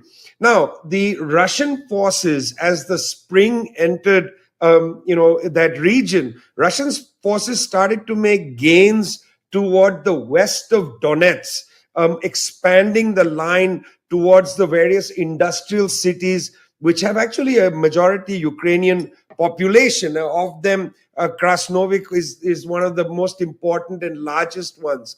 But then Russia did something interesting. They started a northern offense, again, coming in from the north into Kharkiv, into Sumy, and so on, putting pressure on Ukrainian forces, which had been, in a sense, without reinforcements that they needed, particularly ammunition. So the Ukrainians started to pull troops away from the Donetsk border and move them up to the north. It looked like the Russians were going to make some major breakthroughs on the line. Again, a good place to freeze the conflict when you look like you're going to lose and come to the table. But no, this is exactly where the U.S. administration... The problem with that is, too, when you turn down the possibility of peace talks because you think you're going to win and you try this counteroffensive that doesn't work, well, then when you start losing ground, then when you say, well, now can we have peace talks? It turns out like that falls on deaf ears. People are not quite as interested in hearing about that. You can't just say no peace talks when you think you're winning. And then as soon as it becomes clear that that's not the case, say, oh, now we would like to do that. Well, you've kind of missed the window, unfortunately. And we literally saw Blinken's no peace talking points for Ukraine, or going all the way back to like the early stages of this conflict. Boris Johnson flew over to Ukraine and was like, no deal. No deal. The U.S. won't let them accept any peace deal. Exactly. Like either the U.S. or one of their lackeys like Boris Johnson. Absolutely. No deal.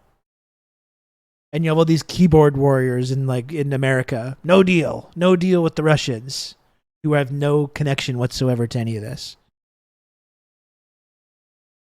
Administration of Joe Biden and sections of the US Congress, led by the Speaker of the House, who was under pressure from the right-wing Republicans not to allow more funding to go to Ukraine. They made a deal and in April passed a bill for $95 billion, $61 billion of those dollars to go to Ukraine, the rest to Israel and to Taiwan. This deal of the money, 61 million to Ukraine, plus statements saying, for instance, we're going to give you the most advanced bombers. There may even be the possibility of medium-range missiles and so on. All of this inflamed the situation. At that point, in a few weeks ago in May, Vladimir Putin of Russia, president of Russia, went to China, met with Xi Jinping. Again, they discussed the situation in Ukraine. Now, it's important so people don't misunderstand this, that Russia and China don't have a military agreement. In other words, China is under no military obligation to come to Russia's defense. They have two kinds of agreements. One is a security agreement, and the other one is a so-called no-limits partnership that they signed just weeks before this war began in 2022. And you're right. It's not about Ukraine. It's about weakening and destabilizing Russia. But unfortunately for these people, that has not happened. Russia is not weakened or destabilized. They're in a better position than ever. So it's failed. So maybe it's time to stop sacrificing people in Ukraine who we're supposed to care about for this failed plan to destabilize and weaken Russia. It didn't work. Like, I'm sorry, I don't know what you want people to, I don't know what I'm going to tell you. It didn't work. They tried it and it didn't work. So why are we still insisting that people have to keep dying for this? It's pointless. But again, when Putin arrived in Beijing, Xi Jinping walked down the stairs to go. Well, Amazing Bird Show, this is a good point as well. They can't weaken or destabilize it overall, but they can weaken or destabilize Europe by way of cutting off the oil and make Europe more dependent, more of just basically a client state of America, a completely dependent client state. That's true as well. Greet him is the enormous step. It's Ukraine. To show it's sacrificing the Ukraine pawn to further increase your domination of Europe, essentially, all of Western Europe. And people still want to say this is about helping Ukraine. Yeah, bombing the Nord Stream, exactly. That's true. I mean, that's what it is. It's not just about destabilizing Russia or turning Ukraine into a glorified client state or military base. It's about further increasing your grip over all of Western Europe.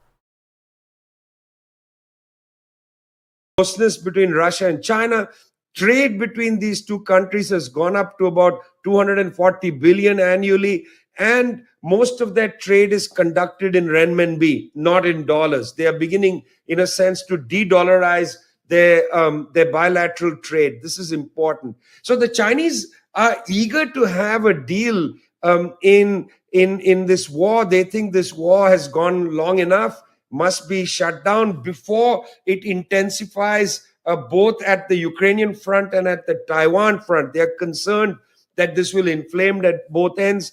So they want to be part of the debate and discussion. Unfortunately, this money from the United States is really undermining the peace debate and even the so-called peace discussions to be held in Switzerland, and it's not clear whether China will go for that. Russia has not been invited. This is a facade. This is not exactly a real bilateral discussion between the Russians and the Ukrainians. It's a real facade, Eugene. I don't hold out any prospects for peace coming out of Switzerland.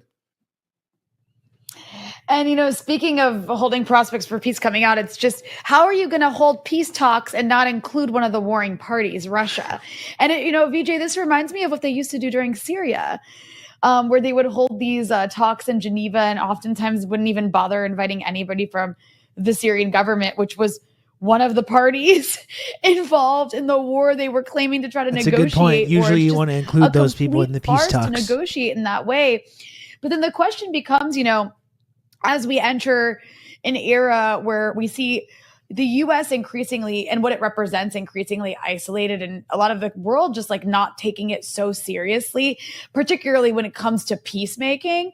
And then you see other countries like China increasingly stepping in, at least in some ways, right? They've brokered peace deals between Saudi Arabia and Iran, for example, which has played a huge role in helping keep the region stable during a time when, war technically should be exploding everywhere. And now you have a country like Brazil stepping in to want to do a potential peace deal with the Ukrainians and the Russians. I mean, what does this say about the future of diplomacy and where the desire for actual peace and stability lies in the world when the most powerful countries that claim to represent the international civilized order are obstacles to peace, and everybody else is trying really hard to make stability possible? Well, firstly, for the last decade, we've seen this construction of the alternative government scenario. So you talked about Syria. In the various rounds of negotiations in Istanbul, in Berlin, and so on, they did have a Syrian government actually come and discuss, but it wasn't the Syrian government from Damascus. It was the Muslim Brotherhood group that was from Istanbul that would be there representing Syria. In the same way, they constructed the government of Juan Guaido of Venezuela, and they were negotiating with what they said is the Venezuelans, but in fact, it's a Potemkin Venezuelan government, a fake Venezuelan government. There was a fake Syrian government. I'm surprised that we don't have a Juan Guaido or Juan Guaidowski showing up in Switzerland to basically represent Russia in this, because that's one of their strategies in the last decade, has been to construct a kind of pretend government and negotiate with no legitimacy whatsoever. And ignore the government in power. Whether the government in power is one that has majority support or not, they are the government in power. That's the nature of statecraft, is you got to take it seriously. But the West has tried out this strategy of sort of inventing a government. So that's one. I don't think they have the time to invent a Russian government to bring it to Switzerland, but that's one of their old strategies. In this case, it's obvious that this is not about bringing peace to the conflict. It's about reinforcing support for Ukraine. And this is the reason why the Ukrainian president, Mr. Zelensky, is so eager that Joe Biden come to Switzerland. Mr. Biden is not presently planned to go to Switzerland, largely because, well, he's in the middle of an election campaign which he may not win. So he has not been planning to go to Switzerland for the June meeting. It was understood that his Secretary of State, Antony Blinken, would represent the United States, but Mr. Zelensky wants, Mr. Biden has made it clear he wants him there, because that would provide what the Switzerland meeting is all about. And it's all about really reinforcing support for Ukraine. And this is the reason why the Chinese are not right now saying they are going to Switzerland. They don't want to go to Switzerland because they don't want to go to a meeting which is not about peace, but is about standing with Ukraine to continue the war. The Brazilian situation is interesting. The Brazilians have put something on the table in the same way as Lula early on in the conflict in Gaza said Brazil is willing to mediate. But unfortunately, none of the sides to the party have taken the Brazilians totally seriously. What would be very interesting is if Brazil, China, and India come to the table with a united, a proposal. I'm leaving out South Africa because South Africa is in the middle of a contentious election. Looks like the government of the South African alliance of the ANC, the Communist Party, and the trade union movement, COSATU, won't go above 50%. Looks like that now. Don't know what's going to happen, but at least India, China, and Brazil could put a proposal on the table and set up the agenda to hold their own meeting and invite the Ukrainians and the Russians. That could be interesting. That is not being done. I mean, to my own frustration, still the Chinese are allowing the West to set the terms for the discussion, the false discussion about peace, because they're not really looking for a peace proposal here or a peace, negotiation for peace. So they need to call for a meeting at another address, not Switzerland, not Germany, none of these places. It would be interesting to actually take the discussion to Istanbul, which is both in NATO and in Asia, and also had hosted the first peace discussions between Russia and Ukraine in February of 2022. Of days after the war began, the Turks hosted a discussion between the Russians and Ukrainians. I don't see why India, Brazil, and China don't call for a meeting in Istanbul, let's say in July, based on the 12 principles articulated by the Chinese, and see if the Ukrainians will adhere to it. That could be very interesting. Well, Vijay, always thought-provoking. You've led me now here to a final question. It's a little bit of a tangent, but it speaks to this overall issue, I think, is what is the possibility here for the revival of the Russia, India, China format? I mean, all three countries have been put up against the wall in many ways by the United States and are together a powerful counterweight. I know there's been some discussion of this, but how likely do you think that could be? You see, again, this year is the year of elections, Eugene. And, even though we like to do news in a deeper way, a structural way, looking at the structures in the world, the geostrategic, this, that, and the other. Things like elections do interfere with current events. The South African election certainly is interfering with current events. The Indian election, a mammoth election, we are coming close to the end of that election. Within weeks, we'll have an understanding of the result. It looks like, by some indications, that Mr. Modi's government won't be as strong as it was just weeks ago. So, I mean, they are not going to be entering into any big picture discussion right now. I think they are going to also wait till the election result comes out. But certainly, I think nothing big can happen around the Eurasian continent without India, China, and Russia involved. And if they are involved together, that would be all the better, which is why I would emphasize that sometime after the Indian election result comes out, it is not impossible to see a India-Russia-China conversation, a serious conversation take place before the next BRICS summit, because these three countries have, as you said, come to some kind of alignment regarding at least the war in Ukraine. It's very interesting that China and India actually have the same position regarding the war in Gaza. There is no gap. Despite the closeness between Mr. Modi's government and Mr. Netanyahu's government, India has not come out and said, we fully support the Israelis. In fact, India has come out and said two-state solution. That is identical to the Chinese position. It's very interesting, and I think bears mention at the very least. Well, Vijay, as always, a pleasure to have you with us. Tricontinental Institute is indispensable, so if you're not following them, I hope you already do. Vijay Prashad is their executive director. As always, thanks so much for some of your time here on The Freedom.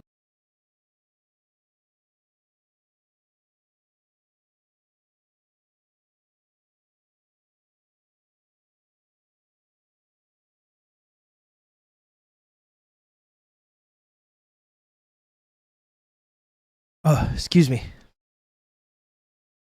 Okay, so look, Tucker Carlson, not a nice man. I don't like him. I think he's a fascist. He's a piece of shit. I agree. Unfortunately, because of certain circumstances, he's one of the only people with anything remotely approaching a mainstream platform who has been critical of this Ukraine stuff. That's part of the reason that I personally, and I'm glad others have been focusing on this, and not just endlessly repeating the narrative that we're supposed to repeat about Ukraine. Precisely because I think when we fail to do that, we allow people on the right like Tucker Carlson to hoover up those kinds of people and then lead them down this path of reaction. That's exactly why I think there needs to be more critical discussion of this and more criticism on the left from this, because people are very rightfully and naturally skeptical about the war in Ukraine.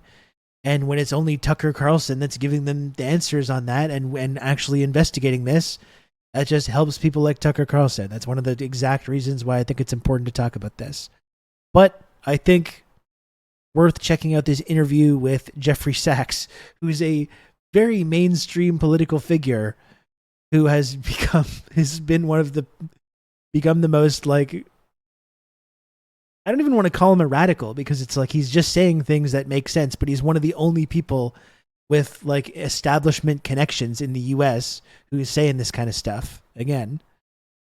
And I think he gets into some interesting stuff in this interview with Tucker Carlson. And once again, none of this is an endorsement of Tucker Carlson.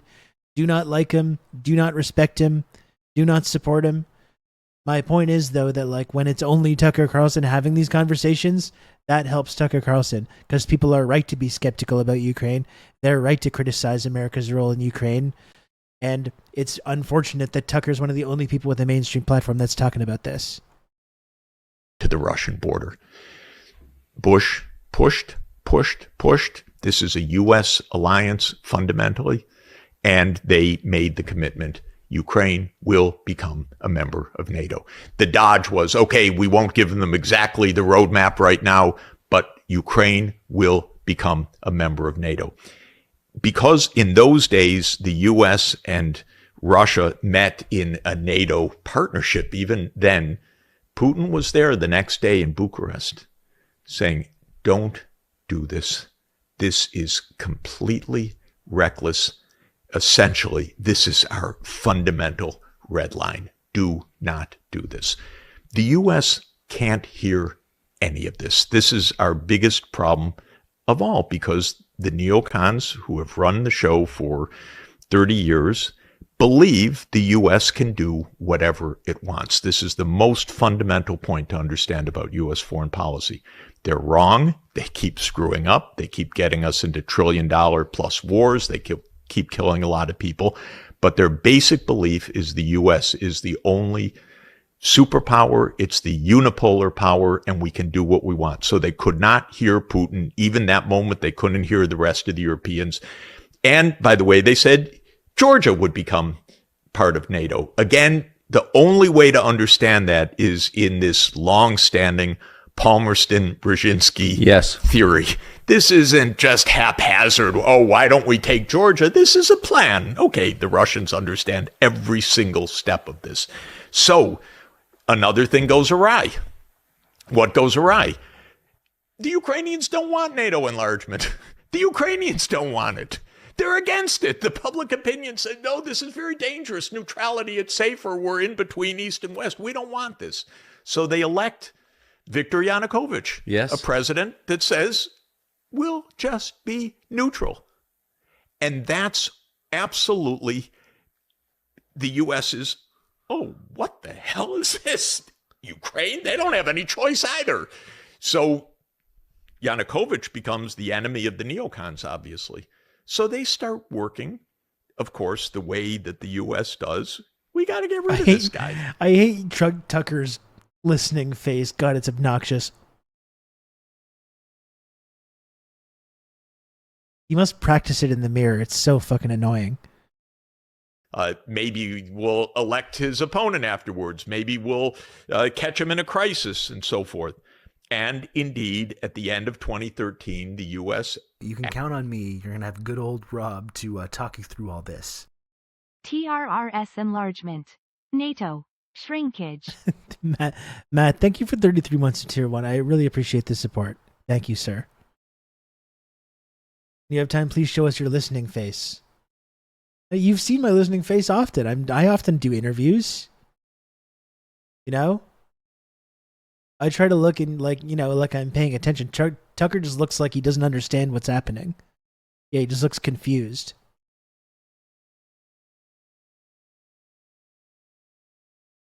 I don't know. Absolutely stokes a crisis that becomes an insurrection and then becomes a coup. And I know, again, from firsthand experience, the U.S. was profoundly implicated in that. But you can see our senators standing up in the crowd like if Chinese officials came to January 6th and said, yes, yes, go. How would we like it if Chinese leaders came and said, yeah, we're with you 100%. American senators standing up in Kiev saying to the demonstrators, we're with you 100%. Victoria Nuland famously passing around the cookies, but it was much, much more than the cookies, I can tell you. And so the U.S. conspired with a Ukrainian right to overthrow Yanukovych, and there was a violent overthrow in the third week of February of 2014. That's when this war started. This war didn't even start in 2022. It started in 2014. That was the outbreak of the war, was a violent coup that overthrew a Ukrainian president that wanted neutrality. Biden himself bragged about this. I mean, the thing that comes up every time we talk about this is that video. It's on video, not just like while the Euromaidan was going on, but Lindsey Graham, John McCain, and Amy Klobuchar going to hang out with these Ukrainian militias and saying on camera, just keep killing the Russians. Keep going after the Russians. Keep killing Russians. We'll give you whatever you want. And we're really surprised when Russia views that as being a threat. We're really just shocked and appalled and surprised that they're not happy about that. Like the U.S. would ever tolerate that for even a second. It's just so preposterous that with everything out there about the Euromaidan, like he's describing, that video that I'm talking about, that there's still people that refuse to admit that the U.S. was like involved. Wait, we were involved? What? That sounds like Putin propaganda to me. It's not Putin propaganda. There's video. There's video of John McCain and Lindsey Graham saying like, you're proxies. You are U.S. proxies. Like, how much more do you need them to spell it out, How much more do they need to look directly at the camera and being like, this is a proxy army of the U.S. and NATO, and we're arming them to kill Russians? Do you need that? Is that what you need? You need to look right at the camera and really spell it out? Like, what more evidence do you need to understand this basic fact that the United States and Canada as well, Canada has been arming and training these militia groups as well, we're heavily involved in this? And that's a legitimate, from Russia's perspective or anyone's perspective, that's a security concern for them. Is that really that controversial to point out? Is it really that controversial to point this out? Thank you for acting as a buffer so we can do secondhand murder. Like, what more do you need? You got to be in writing, signed in front of a notary to really spell it out for them. Jeez, it just drives me crazy that there's people still that view that basic analysis or that basic statement as being some kind of like disinformatia, Russian propaganda or whatever. No American would tolerate this for a second. Look at how much people freak the fuck out over Russian Facebook memes. Russian Facebook memes, that's interfering in American democracy, but American politicians overthrowing Russia's closest neighbor, the government of Russia's closest neighbor, and going and visiting these militias and saying explicitly to them, we're going to give you weapons so you kill Russians. That's okay. And that doesn't count as interfering in Russia's affairs. Memes, yes, but going to arm and fund these proxy armies to kill Russians, no, that doesn't actually count as being hostile. Like, Jesus Christ. It's like, you think I want to be sitting here like apologizing for Russia and Putin? I don't like Putin. Putin does a lot of things that I think are detestable and in the Russian government, but that's just the reality. And you can't have an actual analysis of this situation without acknowledging this basic this basic reality, which people still have not been able to do. When he was violently overthrown and his security people told him, you're going to get killed. And so he flew to Kharkiv and then flew onward to Russia that day. The U.S. immediately, in a nanosecond, recognized the new government. Oh, this is a coup. This is how the CIA does its regime change operations. So this and now they're trying is shit in when the Georgia war as well. starts. Let's do that also. Yeah, why not? Putin's understanding, completely correct in this moment, was I'm not letting NATO take my naval fleet and my naval base in Crimea. Are you kidding? The Russian naval base in the Black Sea, which was the object of the Crimean War, and Yes. in its way is the object of this war, in Sevastopol, has been there since 1783. And now Putin's saying, oh, NATO's going to walk in? Hell no. And so they organize this referendum. And actually, the people in Crimea, most people are like, region, okay and with that there's as well. overwhelming support. We'll stay with Russia, thank you, not with this new post-coup government. An outbreak breaks out in the eastern provinces, which are the ethnic Russian provinces in the Donbass, and Lugansk and Donetsk. And there's a lot of violence. So the war starts in 2014. So saying something's unprovoked in 2022 is a little bizarre for anyone that actually The reads unprovoked a normal newspaper invasion, to like- begin with. But in any event, the war starts then, and within a year, The Russians unprovoked are Russian saying, invasion. very wisely, we actually don't want this war. We don't want to own Ukraine. We don't want problems on our border. We would like peace based on respect for the ethnic Russians in the East and political autonomy, because you, the coup government, tried to close down all Russian language, culture, and rights of these people after having made a violent coup. So we don't accept that. So what came out of that was two agreements called the Minsk I and the Minsk II agreement. The Minsk II agreement was backed by the UN Security Council, and it said that we'll make peace based on autonomy of the Donbass region. Now, very interesting. The Russians were not saying that's ours, we want that, all the things that are claimed every day, that Putin just wants to recreate, he thinks he's Peter the Great, he wants to recreate the Russian Empire, he wants to grab territory. Nothing like that. The opposite. We don't want the territory. We actually just want autonomy based on an agreement reached with the Ukrainian government. So what was the U.S. attitude towards that? U.S. government attitude. U.S. government attitude was to say to the Ukrainians, don't worry about it. Come on, don't worry about it. You keep your central state. We don't want to see Ukraine weakened at all. We just want a NATO in a unified Ukraine. Don't go for decentralization.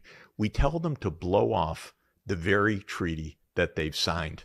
Then we accuse Russia of not. No, I having did not, diplomacy, Dr. by Maggot. the That was way, the chair. which is, par for the course. Oh, you I can't was trust adjusting them. myself. We I have blow- to sit on a little cushion because I find it uncomfortable to sit in this chair for hours at a time, and I was just adjusting the cushion, and there was a little chair squeakage. That's all.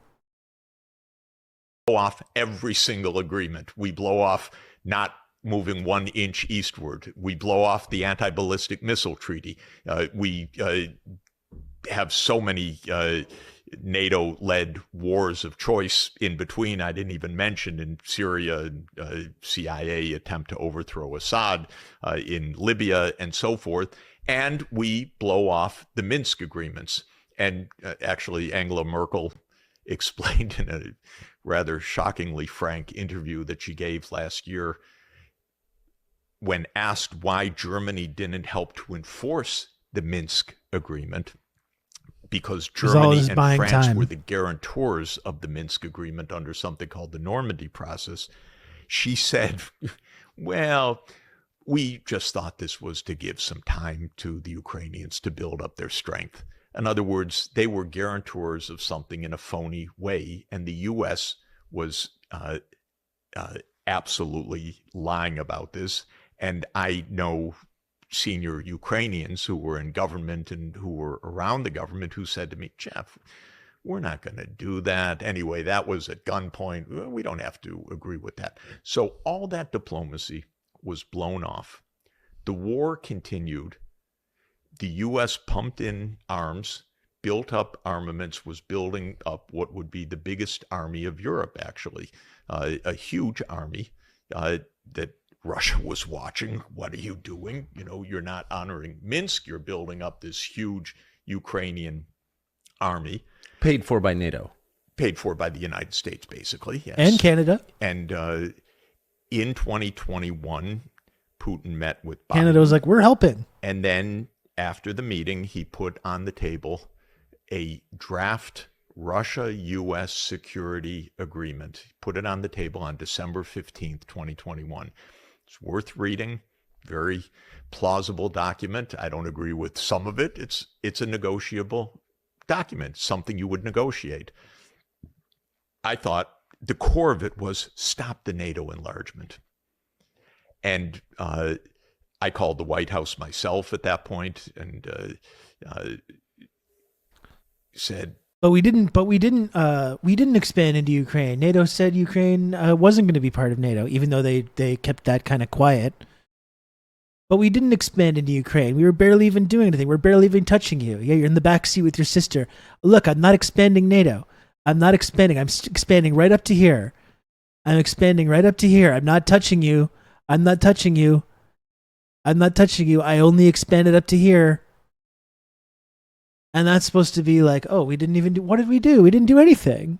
Like, Jesus Christ, it's so childish. And I would ask people as well, in case anyone's like hate watching this, I guess this gets clipped or talked, or anyone, Rob supports Tucker Carlson, Rob's a Putin disinformatia guy, whatever it is.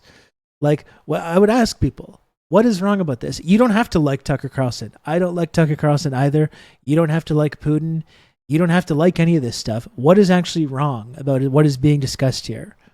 I really don't think people can really have coherent answers to these problems except Russia bad. And all we were doing we were just trying to help Ukraine defend themselves from their big bully Russian neighbor. Do you honestly believe that? Do you honestly believe that? Do you hear how you sound? Like, please. That's a fairy tale. That is an absolute fairy tale. That has no connection to like the actual history of the United States relationship with any of these places. Like, come on. People can't keep lying to, others and lying to themselves about this. It's a completely ahistorical understanding about the way the United States has engaged with the rest of the world for decades now. Or its entire existence, except for the brief period where it was on the right side during World War II, allying with the Soviet Union. Other than that brief period, that very brief period, when even then there was factions that were undermining the actual administration at the time. This has been America's entire existence. And the way that it's engaged with the world for its entire existence. Oh, we were just trying to help out the poor defenseless Ukrainians. Grow up, please. Please just grow up. Don't have a war over this. Who'd you talk to? I talked to Jake Sullivan, and I said, don't have a war over this. We don't need NATO enlargement for U.S. security. In fact, it's counter to U.S. security. Yeah, it makes the U.S. and Ukraine less safe. The Russian border. That's how we trip ourselves into World War III. No, Jeff, don't worry. No war. There's not going to be a war. Don't worry. We've got a diplomatic approach. I said, Jake, this is a basis for diplomacy. Negotiate. Well, the formal response of the United States is that issues about NATO are non-negotiable. They're only between NATO countries and NATO candidates. No third party has any stake or interest or say in this. Russia, it's completely irrelevant. Again, to use the analogy, if Mexico and China want to put Chinese military bases on the Rio Grande. The United Which I would States agree with, has by no the way. right to interfere in And that no interest in it. and no interest in it, and no bilateral. And this was the formal I would support US them doing response this. in January 2022. So unprovoked, not exactly. So can I 30 ask- years of provocation where we could not take peace for an answer one moment. All we could take is we'll do whatever we want, wherever we want, and no one has any say in this at all. So can I just go back 12, I guess 22 years? Putin What is told the me, and I checked, I demonic think it's sculpture true, on the that ceiling? he, in Jesus Clinton's Christ. final days, Like a asked Clinton antler if Russia could join NATO. centerpiece. Which seems almost by definition like a victory. Yeah. NATO exists as a bulwark against Russia. If Russia wants to join the alliance, then Yeah. you've won, right? Ru- Why would the U.S. government have turned that offer down? And do you think that is real? Russia, and actually Europe, used to want, before Europe was completely a kind of vassal province of the United States government, wanted what they call collective security, which was, we want security arrangements in which one country's security doesn't ruin the security of another country. And there were two paths to that. There were basically three paths, let's say. One path was what they call the OSCE, the Organization of Security and Cooperation in Europe. Really a good idea. It's Western Europe, Central Europe, Eastern Europe, and former Soviet Union. And the idea was, let's bring us all together under one kind of charter and we'll work out a collective security arrangement. I liked it. I mean, this is what Gorbachev was saying. We don't want war with you. We don't want conflict with you. We want collective security. Second arrangement that actually makes a lot of sense, but people say, is this guy out of his mind? But it actually makes a lot of Dude, sense. like I was saying, if someone on like MSNBC or CNN was interviewing Jeffrey Sachs like this, I would much rather be watching that. This is kind of the whole problem with Tucker Carlson and the failure of anyone in the mainstream to talk about Ukraine in this way. You know, I would much rather be watching anyone else other than Tucker Carlson. I think I almost called him Cucker Tarlson, which is funny, actually. No, I know, Dakadoon, but I think it's important to point this out because people sometimes say this kind of shit about me. People might be randomly tuning in. Who's this guy? Who's this red-brown fascist guy who loves Tucker Carlson? I don't love Tucker Carlson, and I wish there was more of this kind of an analysis on CNN and MSNBC and other news networks. Unfortunately, there has not been. All you see on those networks is how do we arm Ukraine? How can we get more arms to them? How can we destabilize Russia? Why isn't Ukraine using American weapons to attack Russia? What's going on? Why can't they do that?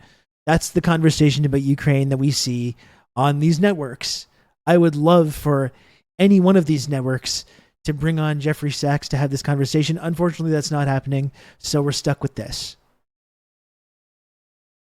MAGA communist Rob Rousseau. Right, that's my new... I'm pivoting. How can we put more weapons into the situation? What's the proper number of weapons to send into Ukraine and the rest of Europe? A lot or a little? Or not even a little, but like a medium amount?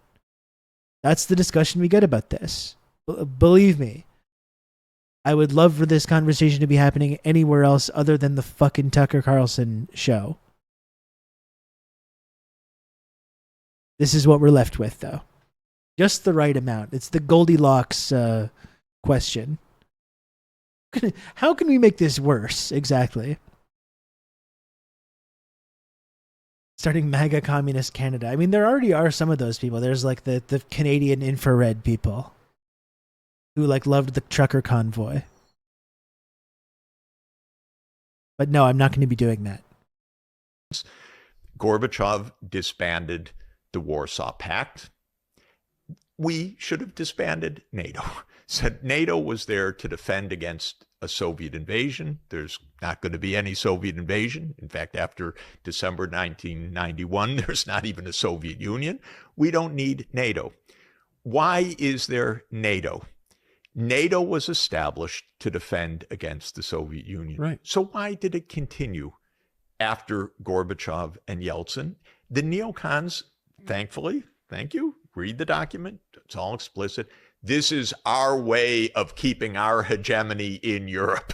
In other words, this is our way of keeping our say in Europe, not protecting Europe, not even protecting us. This is hegemony. We need our pieces on the board. NATO's our pieces on the board. Why would Germany allow They're foreign militarily troops occupied. garrisoned on its soil for 80 years? I don't understand. Why would European countries allow that? Would you want foreign troops in your town? Tucker, when you had your wonderful interview with Putin, he answered everything except once you asked him, what are the Germans seeing in this? And Putin said, I don't get it. And I thought, oh my God, thank you. I don't get it. Is it just broken by war guilt? Is it masochism? I mean, honestly, no, it's not masochism. It's not war but guilt. That's where Tucker's wrong, because he's a Nazi himself, but it's because Germany was allowed to basically carry on their same project just under the security umbrella of the U.S. because their government lost the war. That's what Tucker refuses to see, because he actually supports the Nazism part of that. But they didn't denazify. They didn't denazify in the Western Germany. And they then got reunification with the East, which was supposed to be predicated on NATO not expanding, and it continued to. That's why. There are basic mechanisms that I don't understand truly after being around more than 40 years in this and knowing all the leaders, and I know Schultz and I know others. I don't understand it, but when the U.S. has a military base in your country, it really pulls a lot of the political strings in your country. It really influences the political parties. It really pays. I know it's... Think about South Korea. You know, in gigantic other words, the military Germans base are right in the middle of Seoul. They're not free actors in That's this. protecting democracy, If though, men sir. with guns showed up in your apartment in New York and just camped out there, you probably wouldn't really be the head of your household anymore, would you? It's probably true, but you know, Tucker's laugh is so unsettling. Patrick Bateman why asks, would the Germans want this? It's the same question of after the U.S. blew up the Nord Stream pipeline. Jesus, why wouldn't the Germans have said before or after? Why did you do that? Can you not bomb our energy economy just blew infrastructure? up." But they don't, and so they're so subservient Jump to the scare US of a laugh. It's true. interests. It's a little hard to understand because it makes no sense for Europe. But like you said, you know, there are armed people in your house. Maybe that's the bottom line. I've spoken to European leaders who have said to me, I can't quote it because it's so shocking, and I won't quote it because it was said confidentially, but basically, they don't take us seriously in Washington. And I said, yes. I didn't say it was the bubble over my head speaking to a European leader, but maybe if you pushed a little bit, you would be taken more seriously, Yes. not in this way of just defeat. But it was said to me in such a sad way. I just felt, oh God, don't tell me that. You're a leader in Europe. But we're occupying their country with soldiers and guns. How could we take them seriously? They're a bitch. I mean, honestly. No, I don't know. It's really sad, and it's doing a lot to it's doing huge damage to Europe. It's destroying Ukraine, by the way. That's the first point.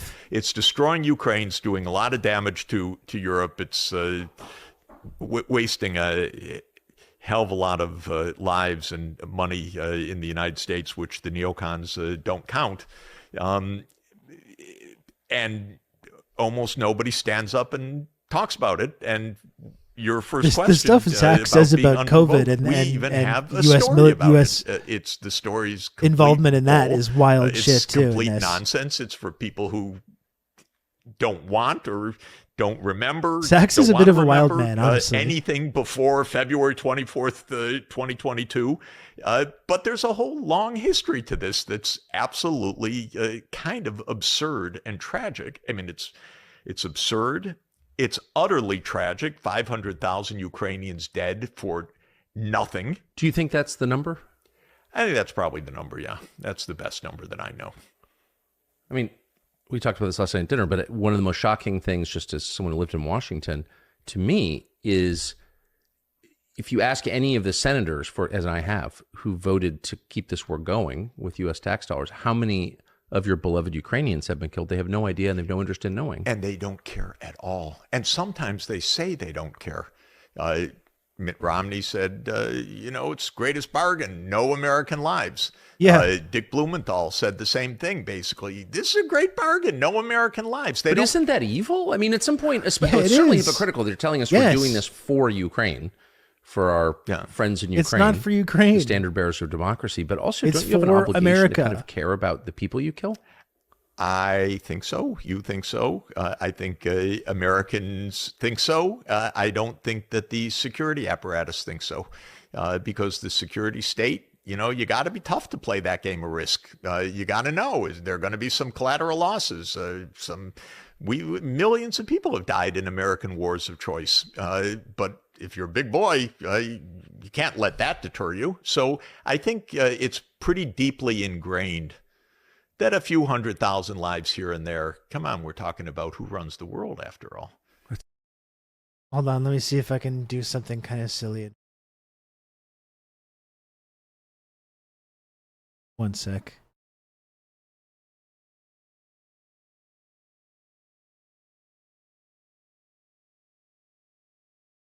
It's like, okay, so America, do you think maybe we can stop? Count on me. You're gonna have good old Rob to talk you through all this.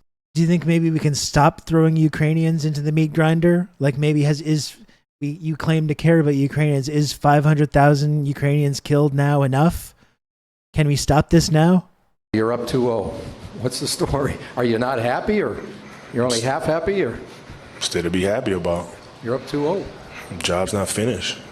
Job finished? No, I don't think so. That's what they say. More death. More dead Ukrainians. Job's not finished. Thank you, Sean, for gifting a sub as well. I really appreciate that, Sean. Thank you. I'm going to have to pivot to doing a call to action pretty soon. I'm almost 3 hours into this thing.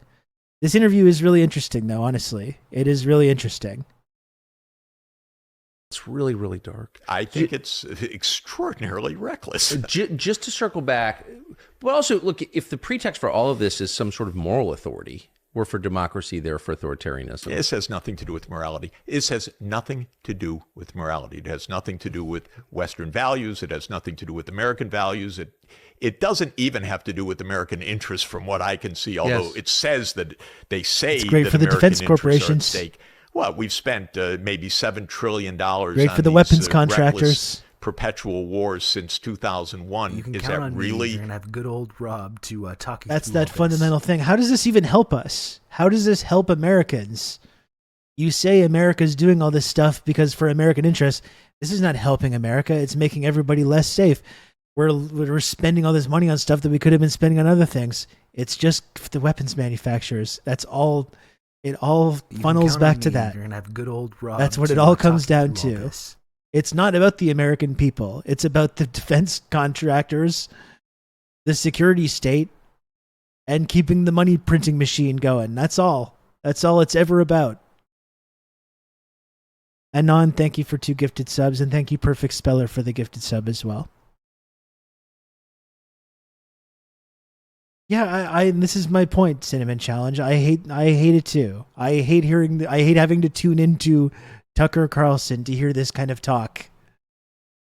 I would be perfectly happy for this to be happening anywhere else, but it isn't. We've added to the debt. The debt's gone from about 30% of national income to more than 100% of national income. We've had these disastrous wars. Is this America's interest? No. I mean, no.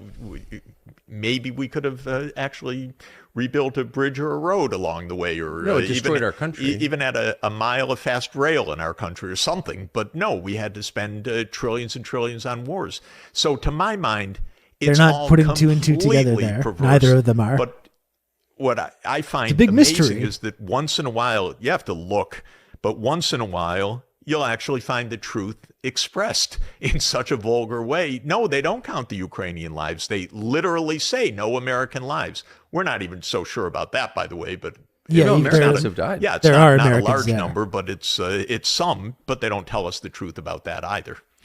So just to circle back to the provocation, I watched as a complete non-expert the administration send the vice president to the Munich Security Conference in February of 2022 when it was clear that things were getting really hot, and watched Kamala Harris say to Zelensky on camera, "We want you to join NATO," when everybody, even me, a talk show host, knew that that was the red line for Putin. So the only conclusion I could reach was they want him to move across the border into Ukraine. They want a war. What is your take? Tucker, just to say, until this moment, I don't know if they. I think that Putin called their bluff. I don't think they thought Putin was going to do it. The U.S. or the Secretary General of NATO, Jens Stoltenberg, says Ukraine will join NATO. And one thing everyone that's listening should understand, Ukraine will never join NATO short of a nuclear war. So, because Russia will never allow it, period. So every time we say it, all we mean is the war continues and more Ukrainians are destroyed. And we're willing to risk nuclear conflict. And some people definitely. Which is weird because he wasn't bluffing on Georgia. Yeah, and I guess that's it, Bird Show. I like I've talked about before, I really do think they thought if he did invade, that's when we're going to have him. That's where we're going to have him. Then we're going to be able to trap them in this quagmire, number one. And number two, hit him with the sanctions and completely wreck the economy, destabilize, and then get the outcome that we want. So I think that was it. It's like if he does, if he does invade, he's gonna fall right into our trap. I kind of think that was the calculation. And for a while at the beginning of this, I thought maybe that might have been the reality. Like it kind of felt like that, but that's not how it's played out at all.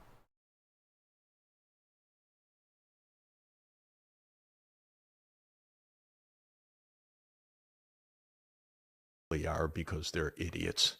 Really, because my resentment gets very high when we reach that level.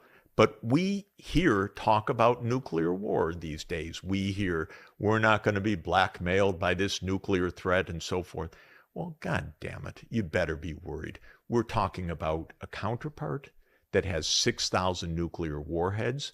We have 6,000 because of the arms race that was instigated by the United States. Crazy people in our government. I know it. I'm adult enough to know over 44 years of professional life that there are a lot of intemperate people in our country.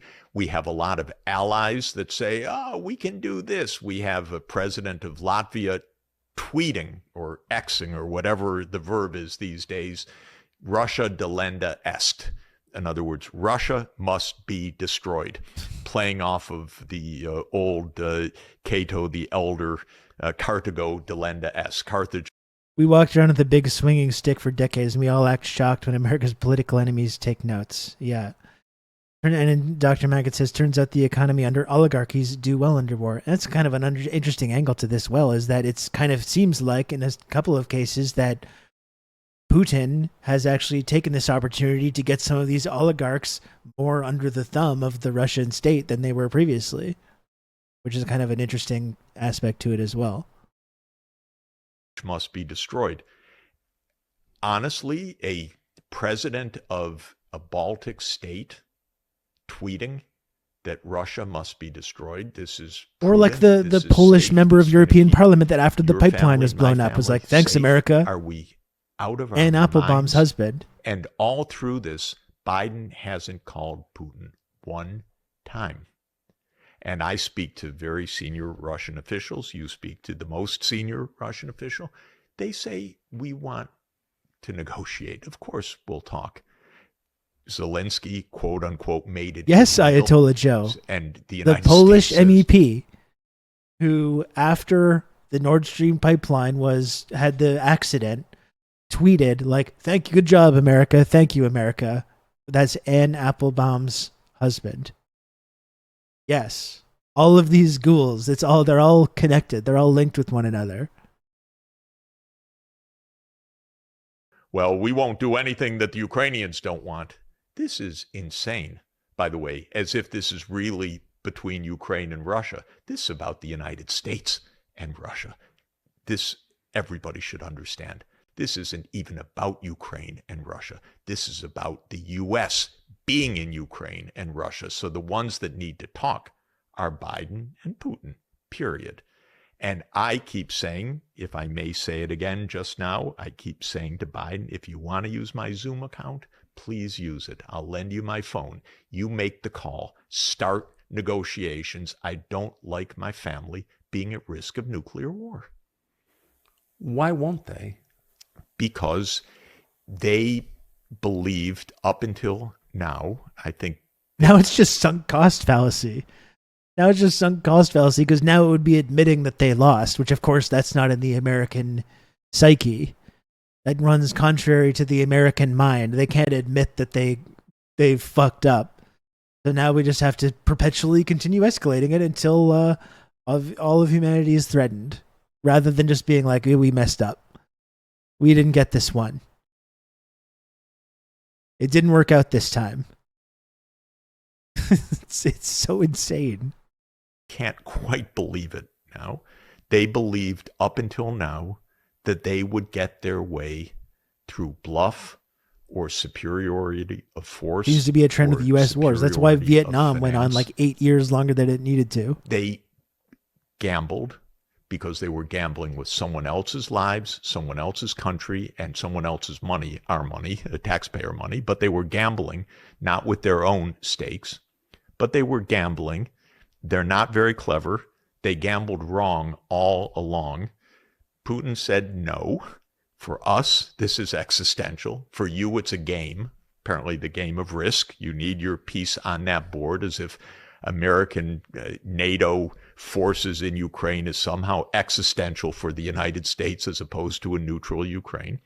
And they thought that they would get their way. And I spoke with senior officials all along who just thought Russia won't object or can't object or will be pushed aside or will fall to its knees with U.S. financial sanctions or will succumb to the U.S. HIMARS and ATACMS. Just one absolutely naive idea after another. But you might ask me, how can they have such naive ideas? Well, that was my question, yes. And I'm sorry to put words in your mouth, but I would say, well, I'm old enough to remember Vietnam. I'm old enough to remember trying to overthrow Bashar al-Assad. I'm old enough to remember Libya. I'm old enough to remember Afghanistan. We screw up nonstop.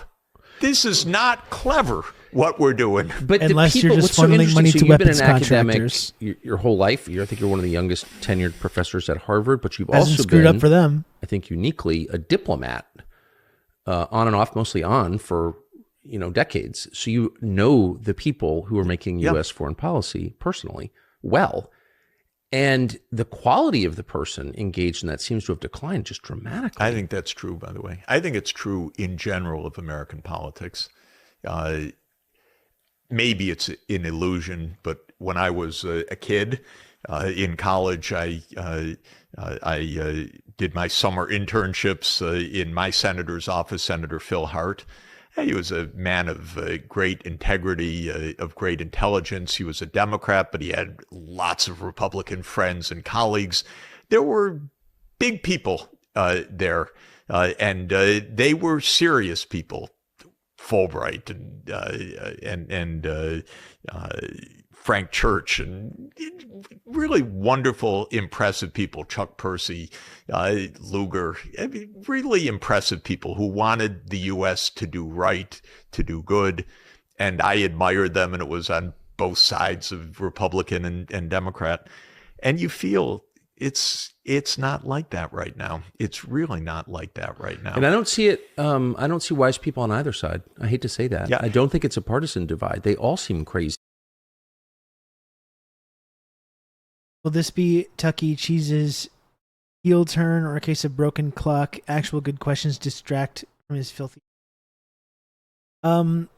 Yeah, it's hard to parse that, honestly. Like, he's had a certain criticism of like militarism that it's a very recent phenomenon. Really, I think it's just opportunism. Ultimately, it's like he knows there's an audience there that is perceptive to this message, and if you can speak to those people, then you can lead them down this path of reaction as well, where you scapegoat immigrants like he does, scapegoat the homeless, and engage in this kind of like eugenicsy, fascist kind of rhetoric, which he often does. He doesn't come to these conclusions because of any like good principle, any kind of like anti-war principle, or it's not like he wants to see American hegemony decline. I guess he just views the current people that are making these decisions as being his like ideological enemies.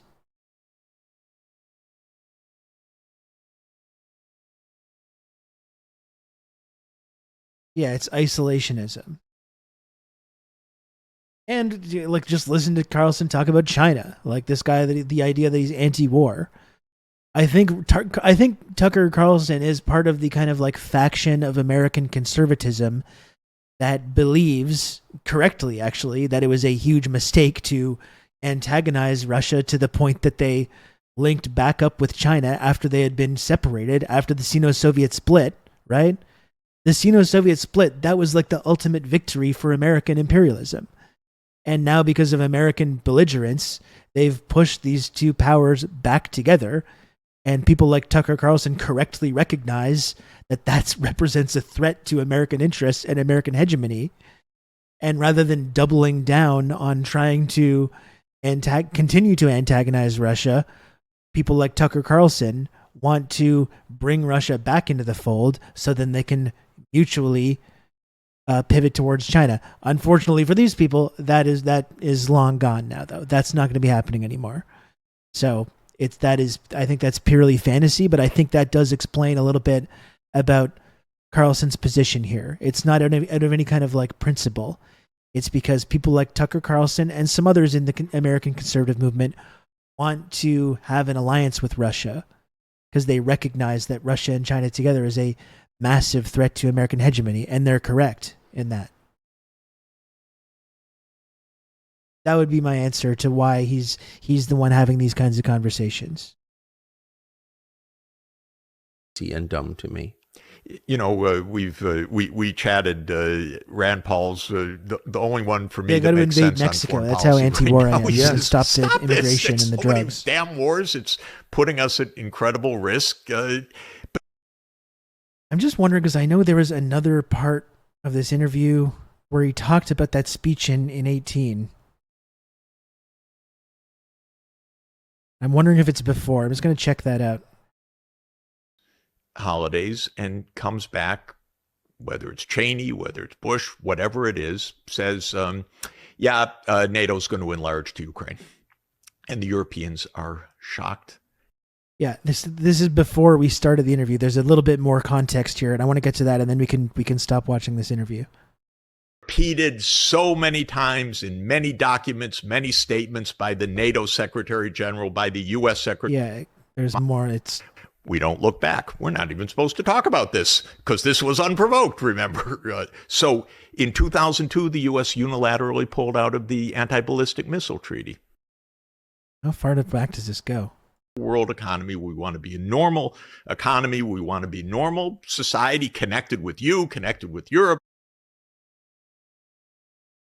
Central Europe, the U.S. was, we don't hear you. We don't hear you. We do what we want.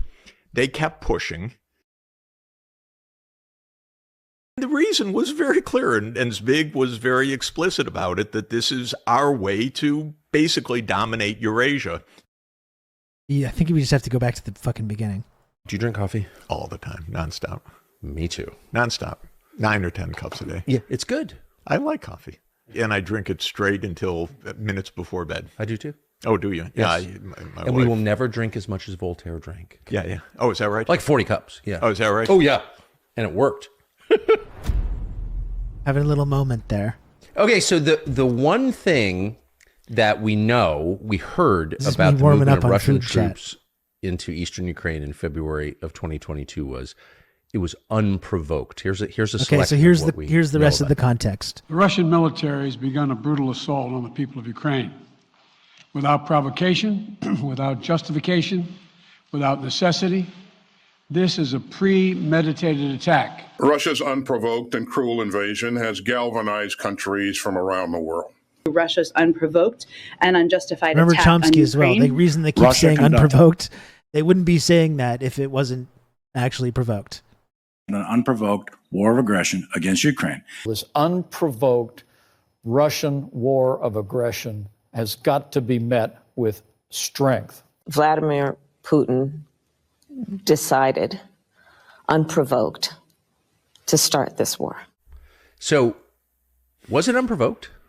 Well, we did hear that a lot of times. Just like October 7th. October 7th is unprovoked research assault. assistant of mine to count how many times we heard that in the New York Times in that first year from February 2022 to February 2023 in their opinion columns. It was 26 times. The Ukrainian war didn't just fall unprovoked. out of a coconut tree. Of That's course, right. things aren't unprovoked. It's that almost way. a brand name, the unprovoked invasion. It's the lazy person's dodge for actually trying to think through what's going on, Yes. and it's very dangerous because it's wrong.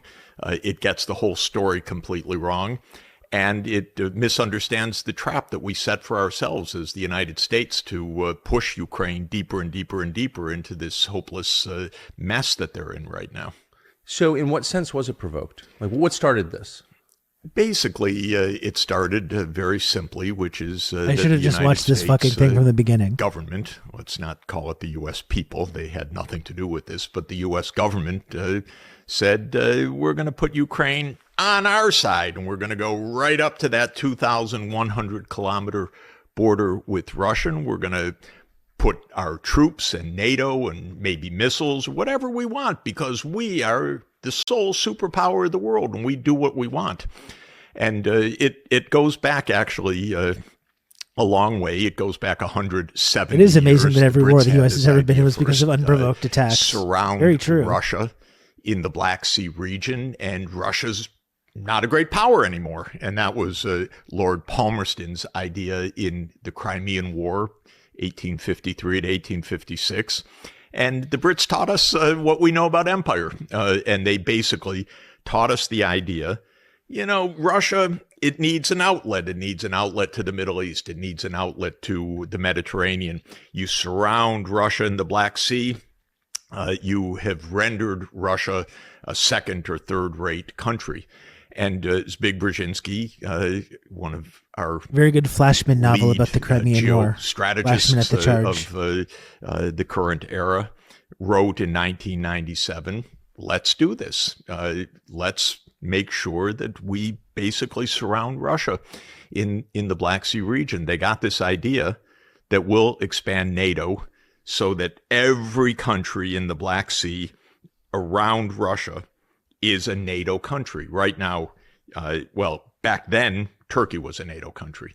But we said, okay, we'll get Romania and Bulgaria, and we'll get Ukraine, and we'll get Georgia. Now, Georgia, not our Georgia, Atlanta, Georgia of the Black Sea. We used to call it Soviet Georgia. Yes, Soviet Georgia, if you want to call it that. Home of Stalin. It's not Hell yeah. NATO North Atlantic. It's way out there on the eastern edge of the Black Sea region. People can look at a map.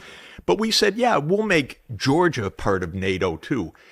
In the civilization, And the each country reason gets was very super pissed clear, and put and armies on Zbig their was border. very It's crazy, explicit I know. about it, that this is our way to basically dominate Eurasia. If we can dominate the Black Sea region, then Russia's nothing. If we make Russia nothing, then we can basically control Eurasia, meaning all the way from Europe to Central Asia, and through our influence in East Asia, do the same thing. And that's American unipolarity. We run the world. We are the hegemon. We are the sole superpower. We are unchallenged. So that's the idea. But why would you want that? Why would the Brits want that? Why does Tucker?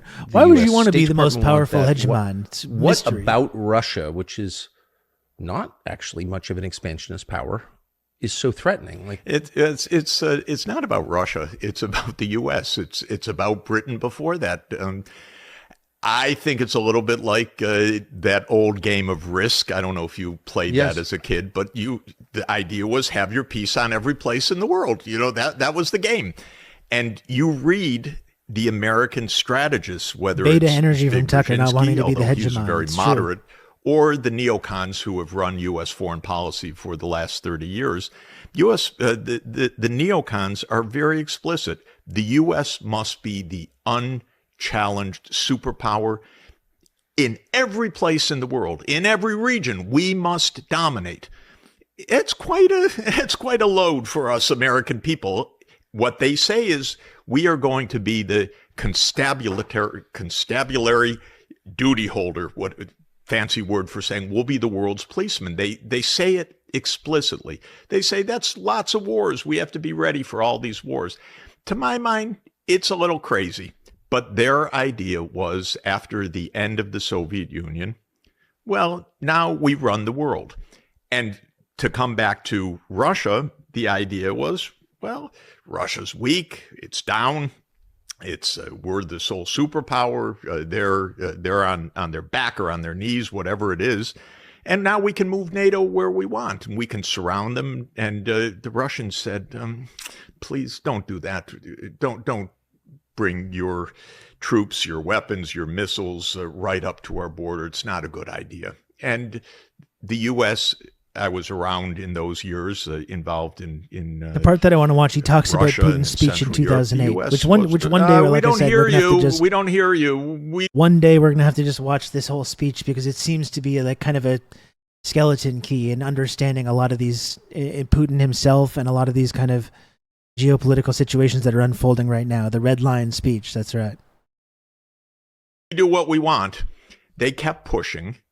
Inside the U.S. government Habitual in the line 1990s, when this debate was going, should NATO expand? Some people said, yeah, but we told Gorbachev and we told Yeltsin we weren't going to expand at all. No, come on. Soviet Union's done. We can do what we want. We're the sole superpower. Clinton bought into that. That was Madeleine Albright's line. NATO enlargement. How's that end of started, history working out? And our most sophisticated diplomats, we used to have diplomats at the time, we don't have them anymore, but we used to have diplomats like George Kennan, said this is the greatest mistake we could possibly make.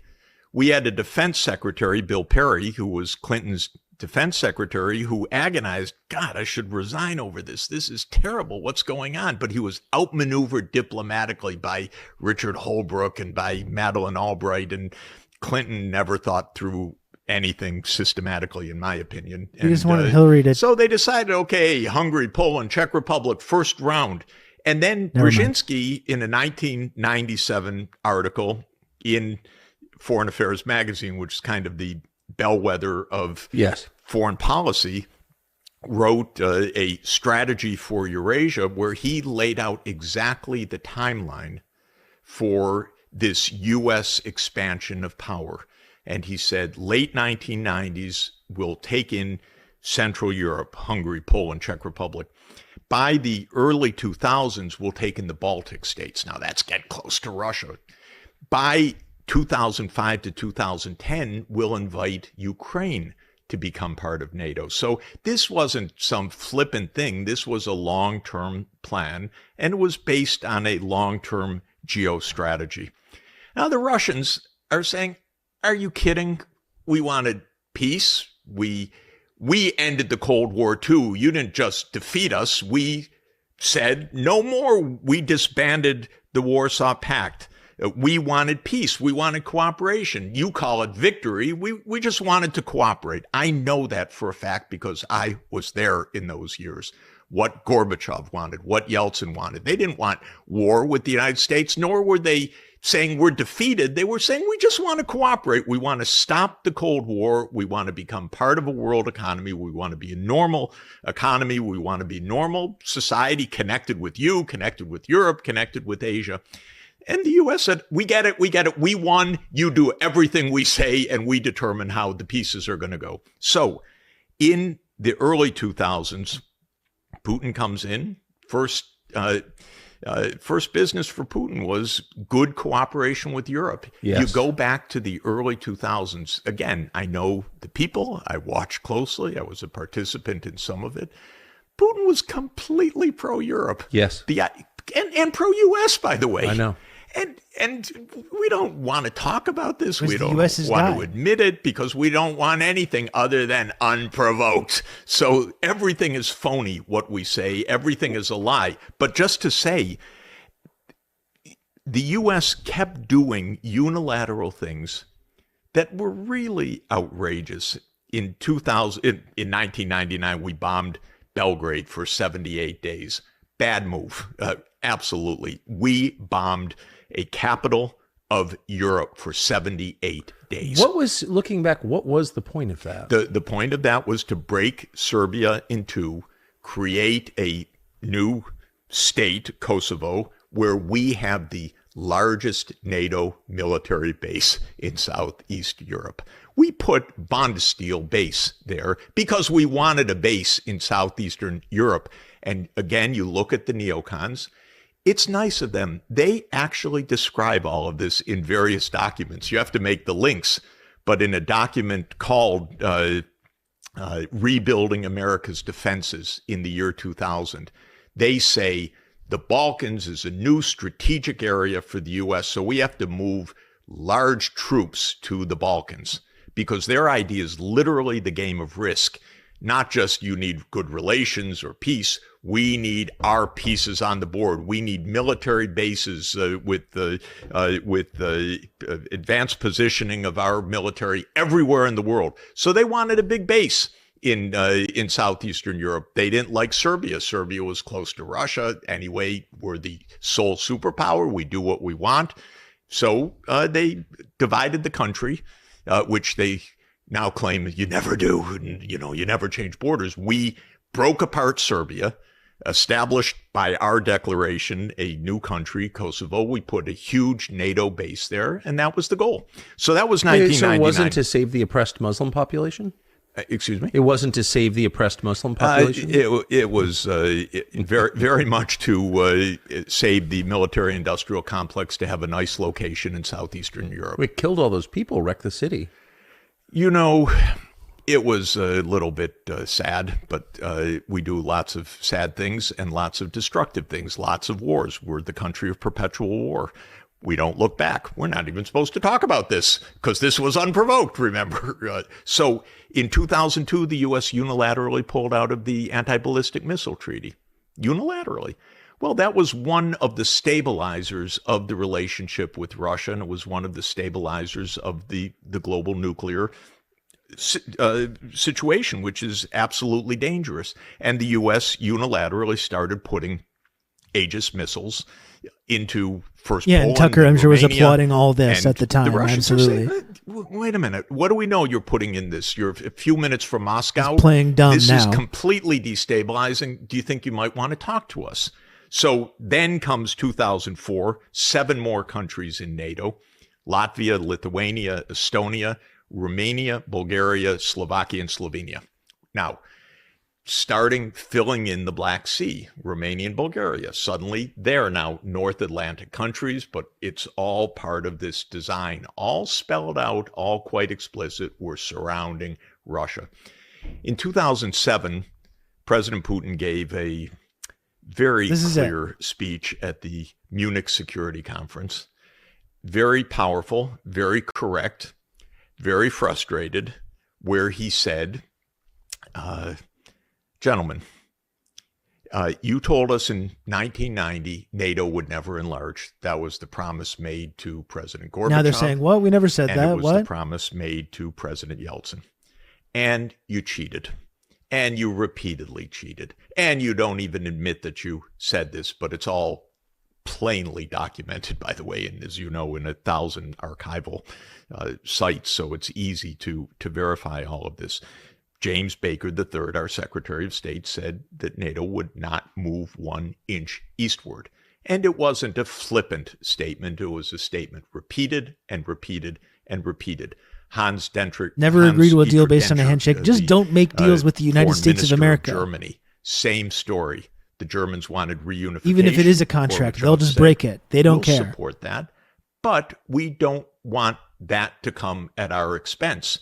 No, it won't come at your expense. NATO won't move 1 inch eastward, Mr. Ni President. tantito. Repeated so many times in many documents, many statements by the NATO Secretary General, by the U.S. Secretary of State, by the German Chancellor. Now, of course, all denied by our foreign policy blob, because we're not supposed to remember anything. Remember, this was all unprovoked. History starts back when to we say it 2007, Putin gives this speech, and he says, stop.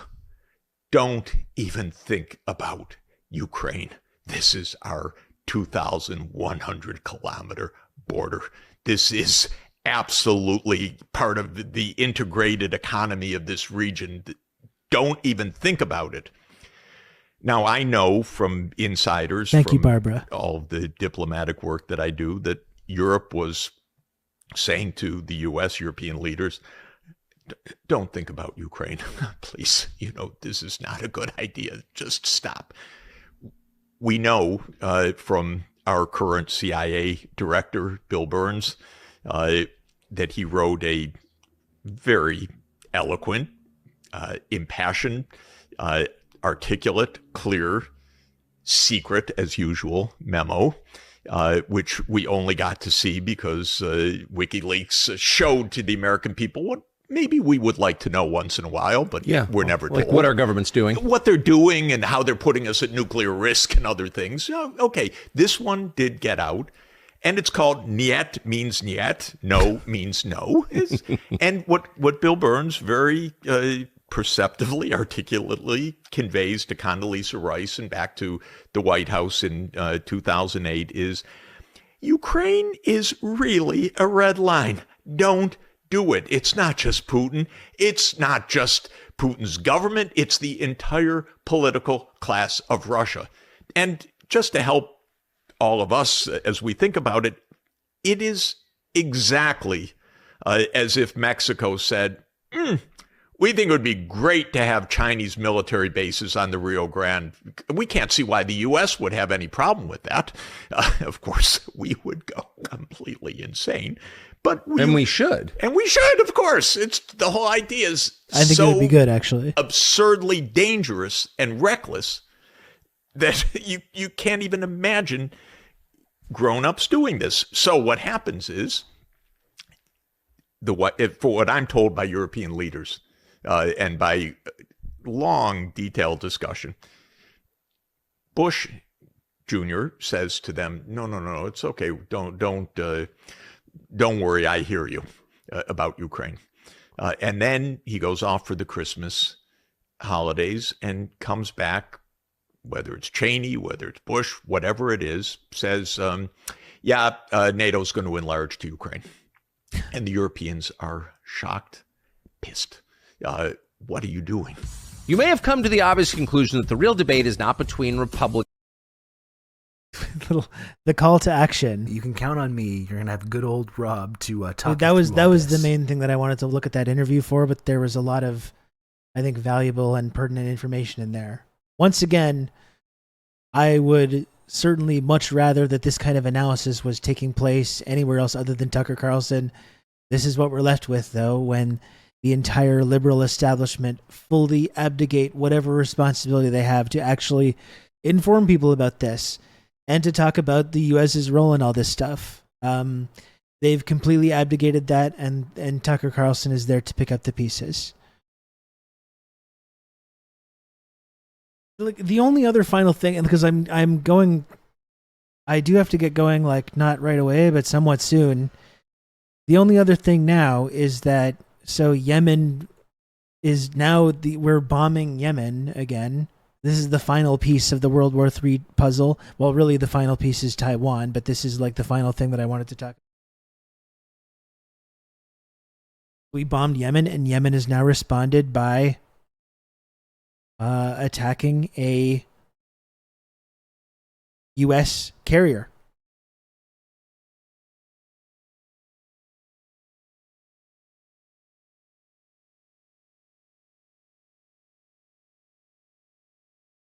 Let me just see if I can find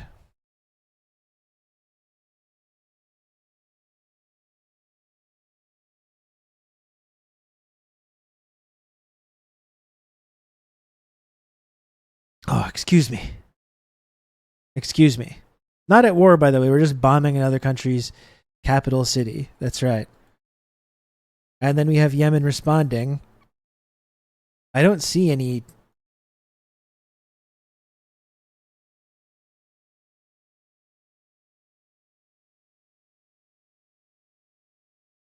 I don't see a lot of like actual reporting on this Yemen airstrike right now, which is kind of interesting.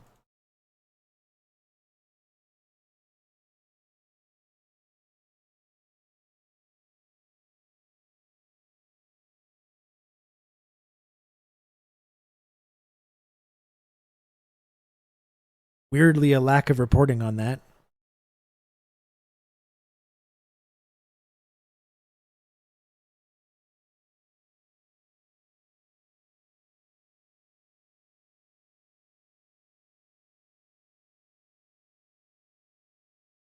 All I see is this. Like, I haven't seen a ton of coverage on it.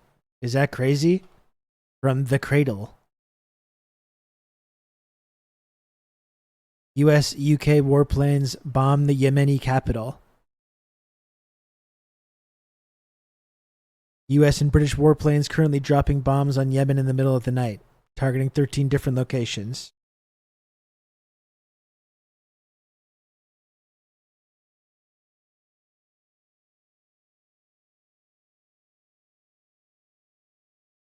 And then, of course, they responded by targeting the U.S. Eisenhower aircraft carrier. عن القوات المسلحة اليمنية بسم الله الرحمن الرحيم قال تعالى I'm going to need أذن subtitles. للذين يقاتلون بأنهم I'm going to need subtitles for this. In detail, the raids on Hodeidah led to martyrs wounded, including martyrs and wounded civilians. The raids led to damage to the Hodeidah radio building, the Coast Guard building in Al Salif port, and commercial ships. In response to these crimes, the missile and naval forces carried out a joint operation in the Red Sea targeting the Eisenhower. The U.S. aircraft carrier Eisenhower in the Red Sea was targeted with cruise and ballistic missiles, and the hit was direct and accurate.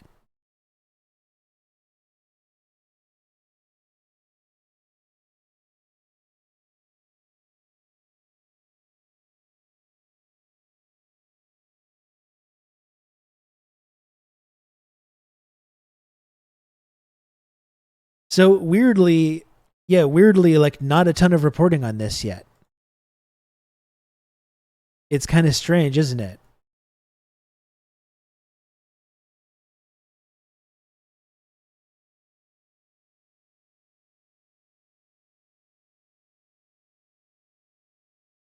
There's a lot of like foreign news outlets that are reporting on it, but no like... Doesn't seem like there's a lot of domestic reporting on it, which is really interesting. But yeah, that's just it's I didn't want to spend too long talking about it, but it is just another like angle to this where you see this kind of whole thing continuing to spiral out of control. It feels like for 2+ years now we've been on the dancing on the razor's edge, basically, of the possibility of escalating conflict, and it just seems like every day there's another piece of kindling that goes tossed onto this fire, which is doing quite a number on everyone's mental stability, so waiting for the other shoe to drop. Here's the last thing we can take a look at. Biden made some comments today. For the details of this latest ceasefire proposal. Kimberly, we heard a very solemn President Biden there announcing this latest ceasefire proposal that he said was we're all gonna feel better by when Israel, the day proposed comes, by Sean. Israel. Talk us through the details of it.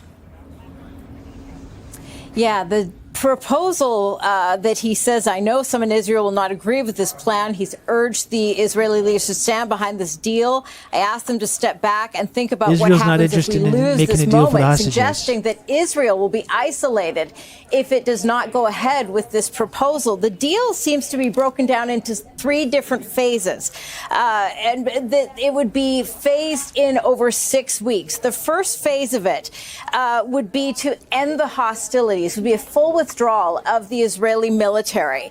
The second phase would be critical in that it would be a release of the captives, the Israeli captives that are being held in Gaza in exchange for Palestinian prisoners that are in Israeli jails. Versus hundreds the of them that we know are being the held. Israeli captives are going to be released and the Palestinian prisoners, right?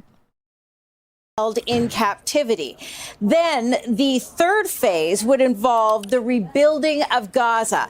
This would be significant given the widespread damage that has occurred, as well as 600 trucks of aid. Now, obviously, there's going to be need for more aid than that. So I think this was a daily number because we know the goal right now has been less than Joe half made this deal that. with the ghost he So shakes hands with. This is the United States saying that this needs to be increased significantly.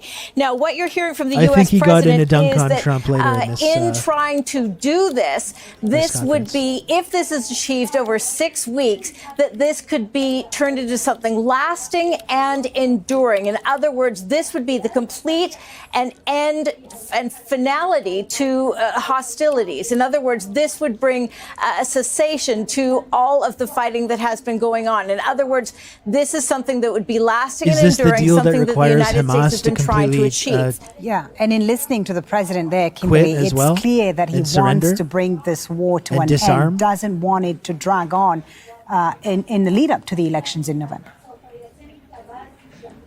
Yeah, and what you heard there is the president kind of dangling the carrot, if you will, for Israel by saying that, look, if you don't, you're going to be isolated, saying that this will allow you to integrate, talking about what this means, the opportunity with working with the Arab neighbors and how this could lead to broader stabilization in the broader Middle East. And so what you've got there is the president looking beyond, even beyond his term, if you will, already laying the groundwork for what he hopes he can do if he is reelected, and also laying down that one message that Hamas needs to take this deal as well. Okay, Kimberly, thank you very much for the moment. Kimberly Halkett, live for us there at the White House.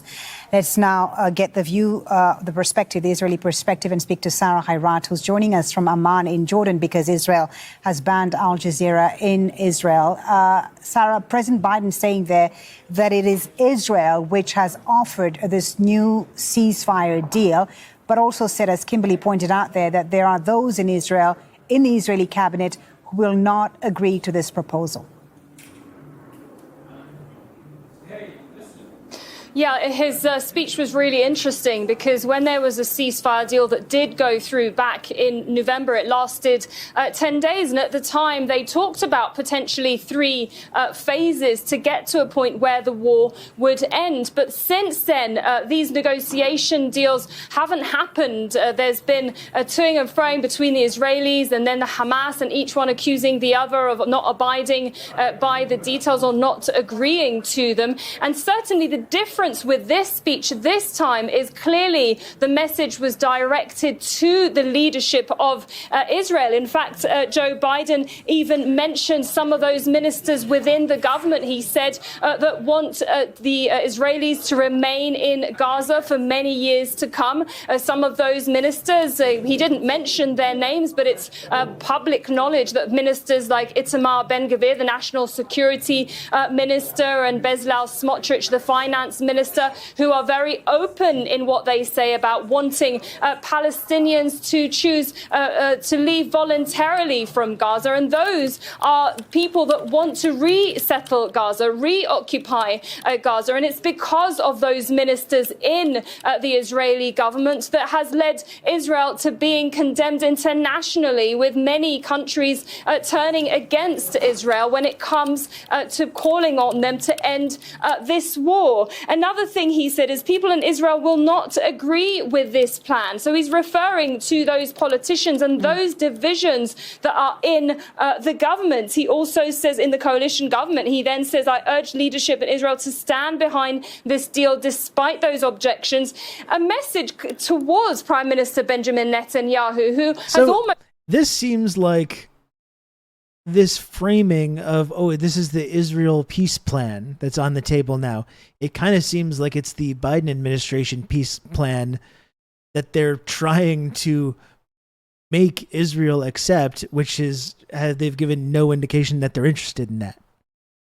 What is it like? They're describing it simultaneously as like the Israeli peace plan, and everything that they've talked about has been about the United States completely putting the framework of this together, which people in Israel have been openly opposed to. Had his arm twisted by those far-right ministers, because without those ministers, without those parties, that coalition government could potentially fall and new elections would need to happen. And of course, there are calls against Prime Minister Benjamin Netanyahu to resign as soon as possible, not just for the failures of October 7 happening in the first place, but also by families angry, protesting in the Knesset against him, saying you must accept a deal no matter what that deal is. Folly, if you remember, all for all was the word that has been used for many months now, where the families of those held captive were calling on any deal if it means ending the war to allow those held captive to return back home. Sarah, thank you very much for that. Sarah Hayrat live there in Amman, Jordan. And then, like, at the exact same time where we're being told that Israel's offering this deal, Israel has proposed a comprehensive new proposal. Like, that's how that's being framed. Same day, Israel confirms, according to the AP, Israel confirms its forces are in... God. X.com to work so well. Israel confirms its forces are in central Rafah, an expanding offensive in the southern Gaza city, which apparently Joe Brandon had said was his red line that he couldn't possibly support. So at the same time, while Israel's totally continuing to cross this Joe Brandon red line, apparently they're also proposing this comprehensive ceasefire deal. So something's not quite adding up there with those two things. And again, if this comprehensive ceasefire deal involves a path to a non-militarized state that has no actual power, where Israel is still in full domination of it, nothing has really changed about the whole situation. If this comprehensive peace deal involves one side of this conflict to arbitrarily surrender and disarm, I don't know that it's going to go very far.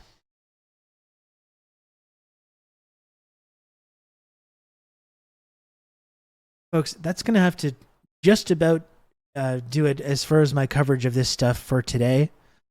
You know, this has been a fantastic discussion, as usual, talking about this stuff. Now, as you can see, I'm currently sitting at 11 out of 35 subs for my daily sub goal. That's only 24 subs to go, 24 measly subs to get to the goal. Tried a little brief experiment yesterday with doing the sub total at the bottom of the screen, and it was a little weird. So we had to cancel the experiment. But as you know, the only way that I'm able to do this show each and every day is if the little number at the bottom of the screen goes up. That's how this show is funded. That's how I'm able to earn a small living from doing this show, which is something that I very much appreciate. But we're going on 3 hours, 41 minutes here. You know, I've been sitting here all day with you folks, which, again, I enjoy and I'm happy to do. I'm here to do nothing. Okay, well, thank you, Chi Kit. Thank you for that. Thank you for that. I don't even think so, Kijiji. I think the total subs number doesn't abdicate chat from taking action, but I can't see it dropping. Like, that's... You can count on me. I can't have that. I can't be having a sub goal that I see going down throughout the day. I can't handle that. You can count on me. You're going to have good old Rob to talk you through all this. Thank you, Amazing Bird Show, for the gifted sub, and thank you, Ayatollah Joe, for the gifted sub as well. And Joe... You can count on me. You're going to have good old Rob to talk you through all this. Joe, that's actually Ayatollah Joe's 5th gifted sub in the channel, which, if you're familiar with the Friendship Triangle system, does make Ayatollah Joe an elite member of the Friendship Triangle system. When you gift 5 subs and above, you instantly get up into that elite tier, climb out of the chaos zone into the elite tier of the Friendship Triangle system. So congratulations to you, Ayatollah Joe, for ascending. No more wallowing in the admittedly still very exciting chaos zone. Exactly. So now a mere 22 subs to go, folks. And again, I've been talking here for 3 hours, 40 minutes. Haven't really stopped to take a break. Haven't done any ads. Haven't really done any call to actions throughout the day because we're having important discussions. And I don't want to like derail the discussions by talking about the fucking Friendship Triangle system and the number and all that stuff. So I just hope people recognize that if you tuned in today and you wanted to hang out today and talk about this stuff. I think it's been fantastic. But again, I haven't really taken a lot of time to try and like promote the stream or fundraise or make the number go up or to advertise or anything like that.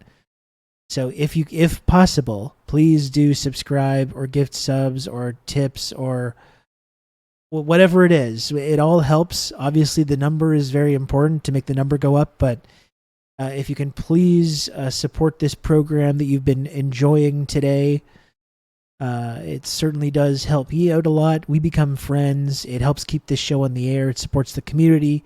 You get all the tiny little images, some of the very, very best tiny little images. You can count on me. You're gonna have on good this old platform Rob to talk you through all this. Whole bunch of benefits to being part of this community and supporting this community. You can count on and me. Special You're gonna have Fish, good old thank you. Rob And now we're to, doing this talk you again. through Now all let's not do the batch sub alert. Let's do it all individually. You can count on me. You're gonna have let's good have old every Rob single to, talk you individual through all alert and this. then the batch sub. Why don't we do that? Let's have that. You can count on me. You're gonna have good old Rob to talk you through all this. And now one more. You can count on me. You're gonna have good old Rob to talk you through all this. And now let's have the full alert. You've just become an elite member of the Friendship Triangle. Fuck.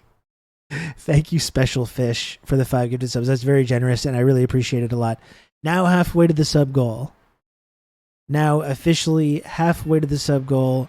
Very, very exciting. I haven't even got up to go to the bathroom today, folks. I haven't even gotten up to go to the bathroom. That's how dedicated I am to continuing to deliver high quality content, geopolitical analysis, and conversation to you. It's more important than me fulfilling my biological functions, okay? That's how much I care about having these conversations and, doing this show. Are there any restrictions on displaying elite tier status on my LinkedIn profile? I mean, you might face career restrictions for doing that, but I certainly wouldn't stop you from doing it. It may come back to haunt you in some way, but please do if you want to.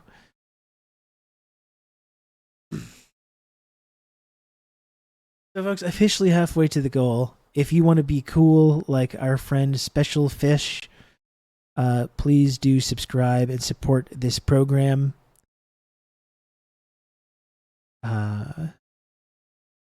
It's the only way that I can keep doing this show, It's the only way that I can keep doing this each and every day is if the little number at the bottom of the screen goes up.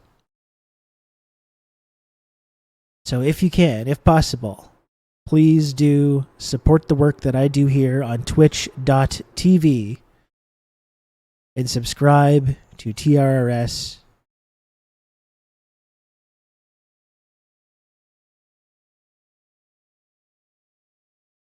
It would make me very happy if you did that.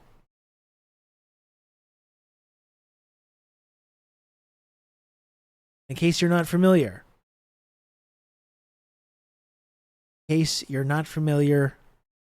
With this community, I have created a little orientation onboarding video that you can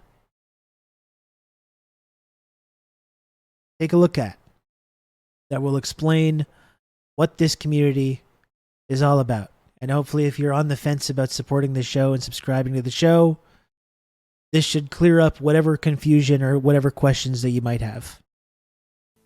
thank you for expressing interest in the Friendship Triangle community. We would be thrilled to have you on board as a member of our exclusive platform. As you may know, the Friendship Triangle is Twitch's only two-dimensional, triangle-shaped, friendship access and trickle-down cloud tiered reward system. To mark Today up the you have an size of amazing the account. opportunity to join the base Thank level you, of the Bleep Bleep, for the Friendship 100 Triangle bits. system. Once you are part of the community, you'll have the ability to rise through the ranks and achieve higher levels of access and rewards. One way to do this is by gifting subscriptions to your fellow members or by inviting your friends and family members to join our community. As you ascend the tiers, you will be exposed to a range of new and exciting benefits, such as exclusive content, advanced features, and access to our elite community members. We are confident that you will enjoy all the perks that come with being part of the Friendship Triangle. However, we also want to remind you that not all friends and family members are to be trusted, especially those who may not support your new lifestyle. That's why we encourage you to focus on building meaningful relationships within our community, where you will find like-minded individuals who share your interests and values. If you have any questions or concerns, please don't hesitate to reach out to our team. We are always here to support our members and ensure that your experience with the Friendship Triangle is enjoyable. We're glad that you are considering joining the Friendship Triangle community. We look forward to seeing you rise through the Chaos Zone and all the way into the Elite tier. It's not a cult. So that's it, folks. That's what the community is all about. That's what the show is all about. If you can, please subscribe. Halfway to the sub goal for today. If there's any other fine individuals that would like to support this program, please do subscribe to TRRS. And it's not a cult. It says they're right there in the copy.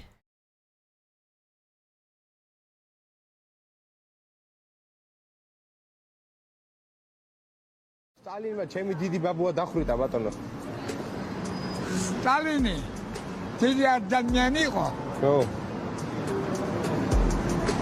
وبرو سر دخل سامده. شن بابوا. نو. هیچی کنه بوده ها.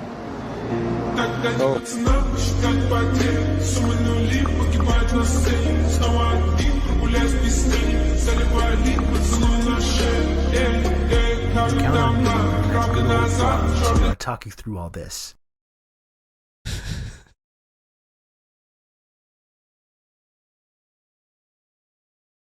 Man, I think that's one of the best videos.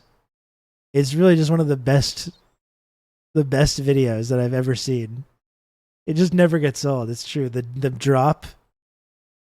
Crystal, thank you very much for the 2 gifted subs. That's very cool. Thank you, Crystal. I appreciate it. He was right to do it, and we should say it. Exactly. And now they're trying shit in Georgia right now as well.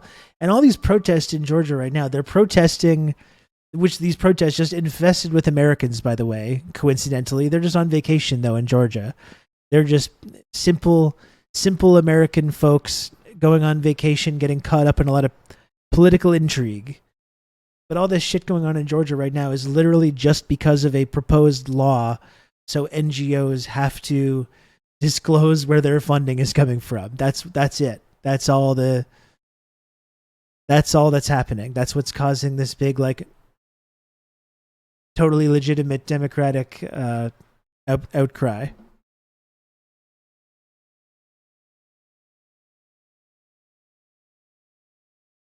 I got some annoying pushback at a friend lunch when I was basically Stalin grandpa. Sometimes we got to be Stalin grandpa, and it's upsetting to people. It's upsetting to people.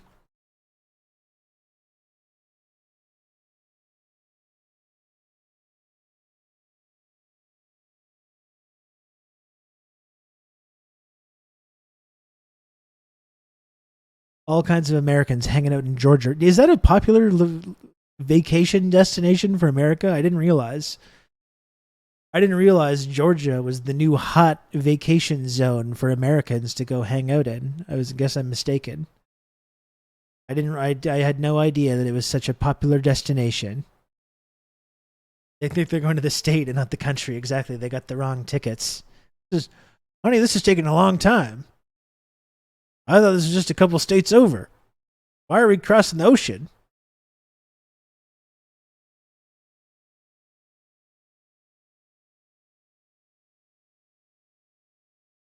Very strange.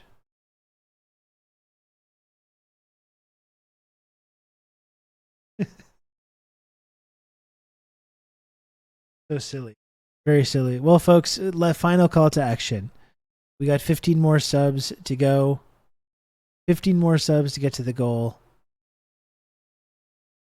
If you can, please do subscribe to this program. I'm getting sleepy, and I have to go to the bathroom, and I have to go soon to pick up my son from school, and we're gonna make pizza together later. He really wanted to make a homemade pizza, so we're making a pizza.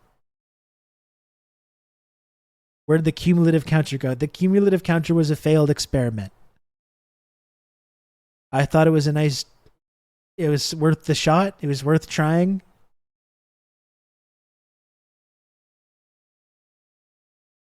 The line we were seeing the line going down, and that's no good. The line being stagnant is one thing. You know, I can deal with that.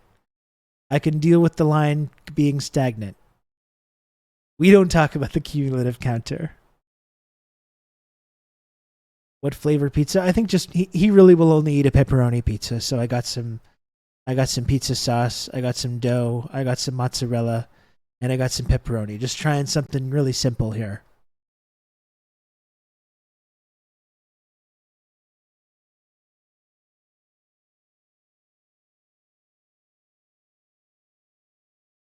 Get some pineapple on there. Well, I agree. You know, I am a big pineapple on pizza enjoyer and proponent. I agree, but I don't think he's going to go for that though.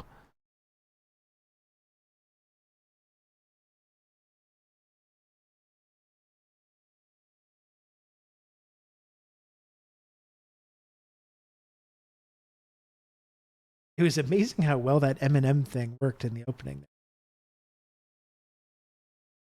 You can count on me. You're going to have good old Rob to talk you through all this. Dick Penderin, thank you for the gifted sub. Very kind of you. Thank you.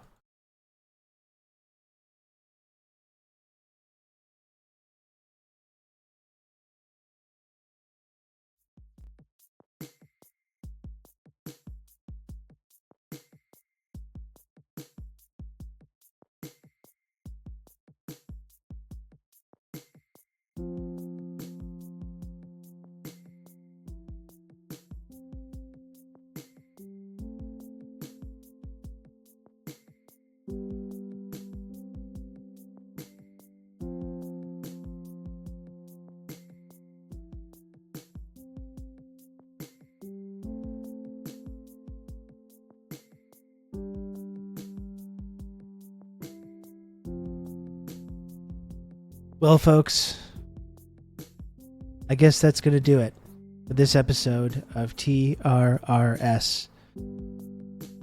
It's another long one. I've been doing can I at least get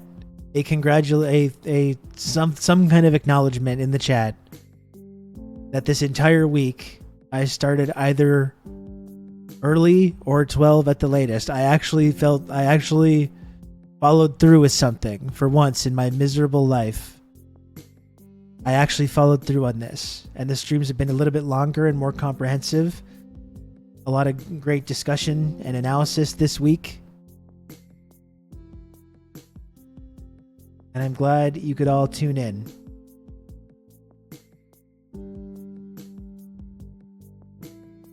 I will be back on Monday, and on Monday, it is my birthday. It's my birthday on Monday. And on Monday, I'm going to be cracking the whip. I'm just warning you ahead of time. I can't be short of the sub goal on my freaking birthday. Okay? That I'm going to be... I'm going to be cracking the whip. You can count on me. You're going to have good old Rob to talk you through all this. Thank you very much, Risk Inverse, for the 2 gifted subs. That's very kind of you.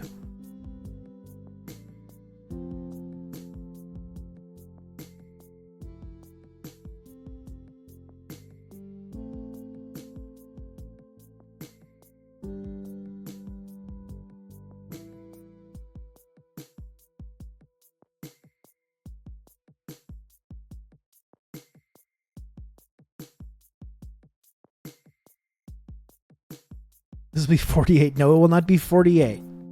No. No, it will not be 48. I'm turning 41 years old. This doesn't look like the right channel. This doesn't look like the right channel.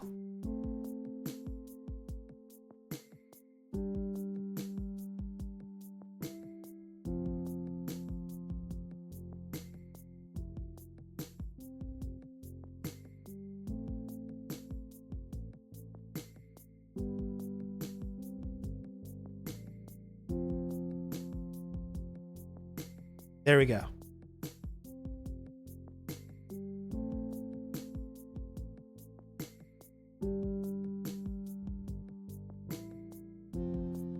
"41's the right age to be." More and more people are saying it. More and more people are saying it, folks.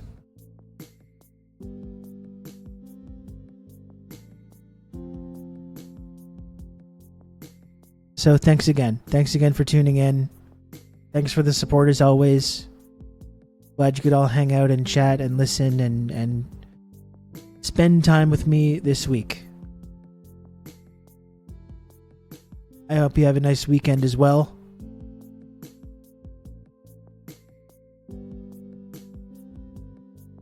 And that's all from me. Okay?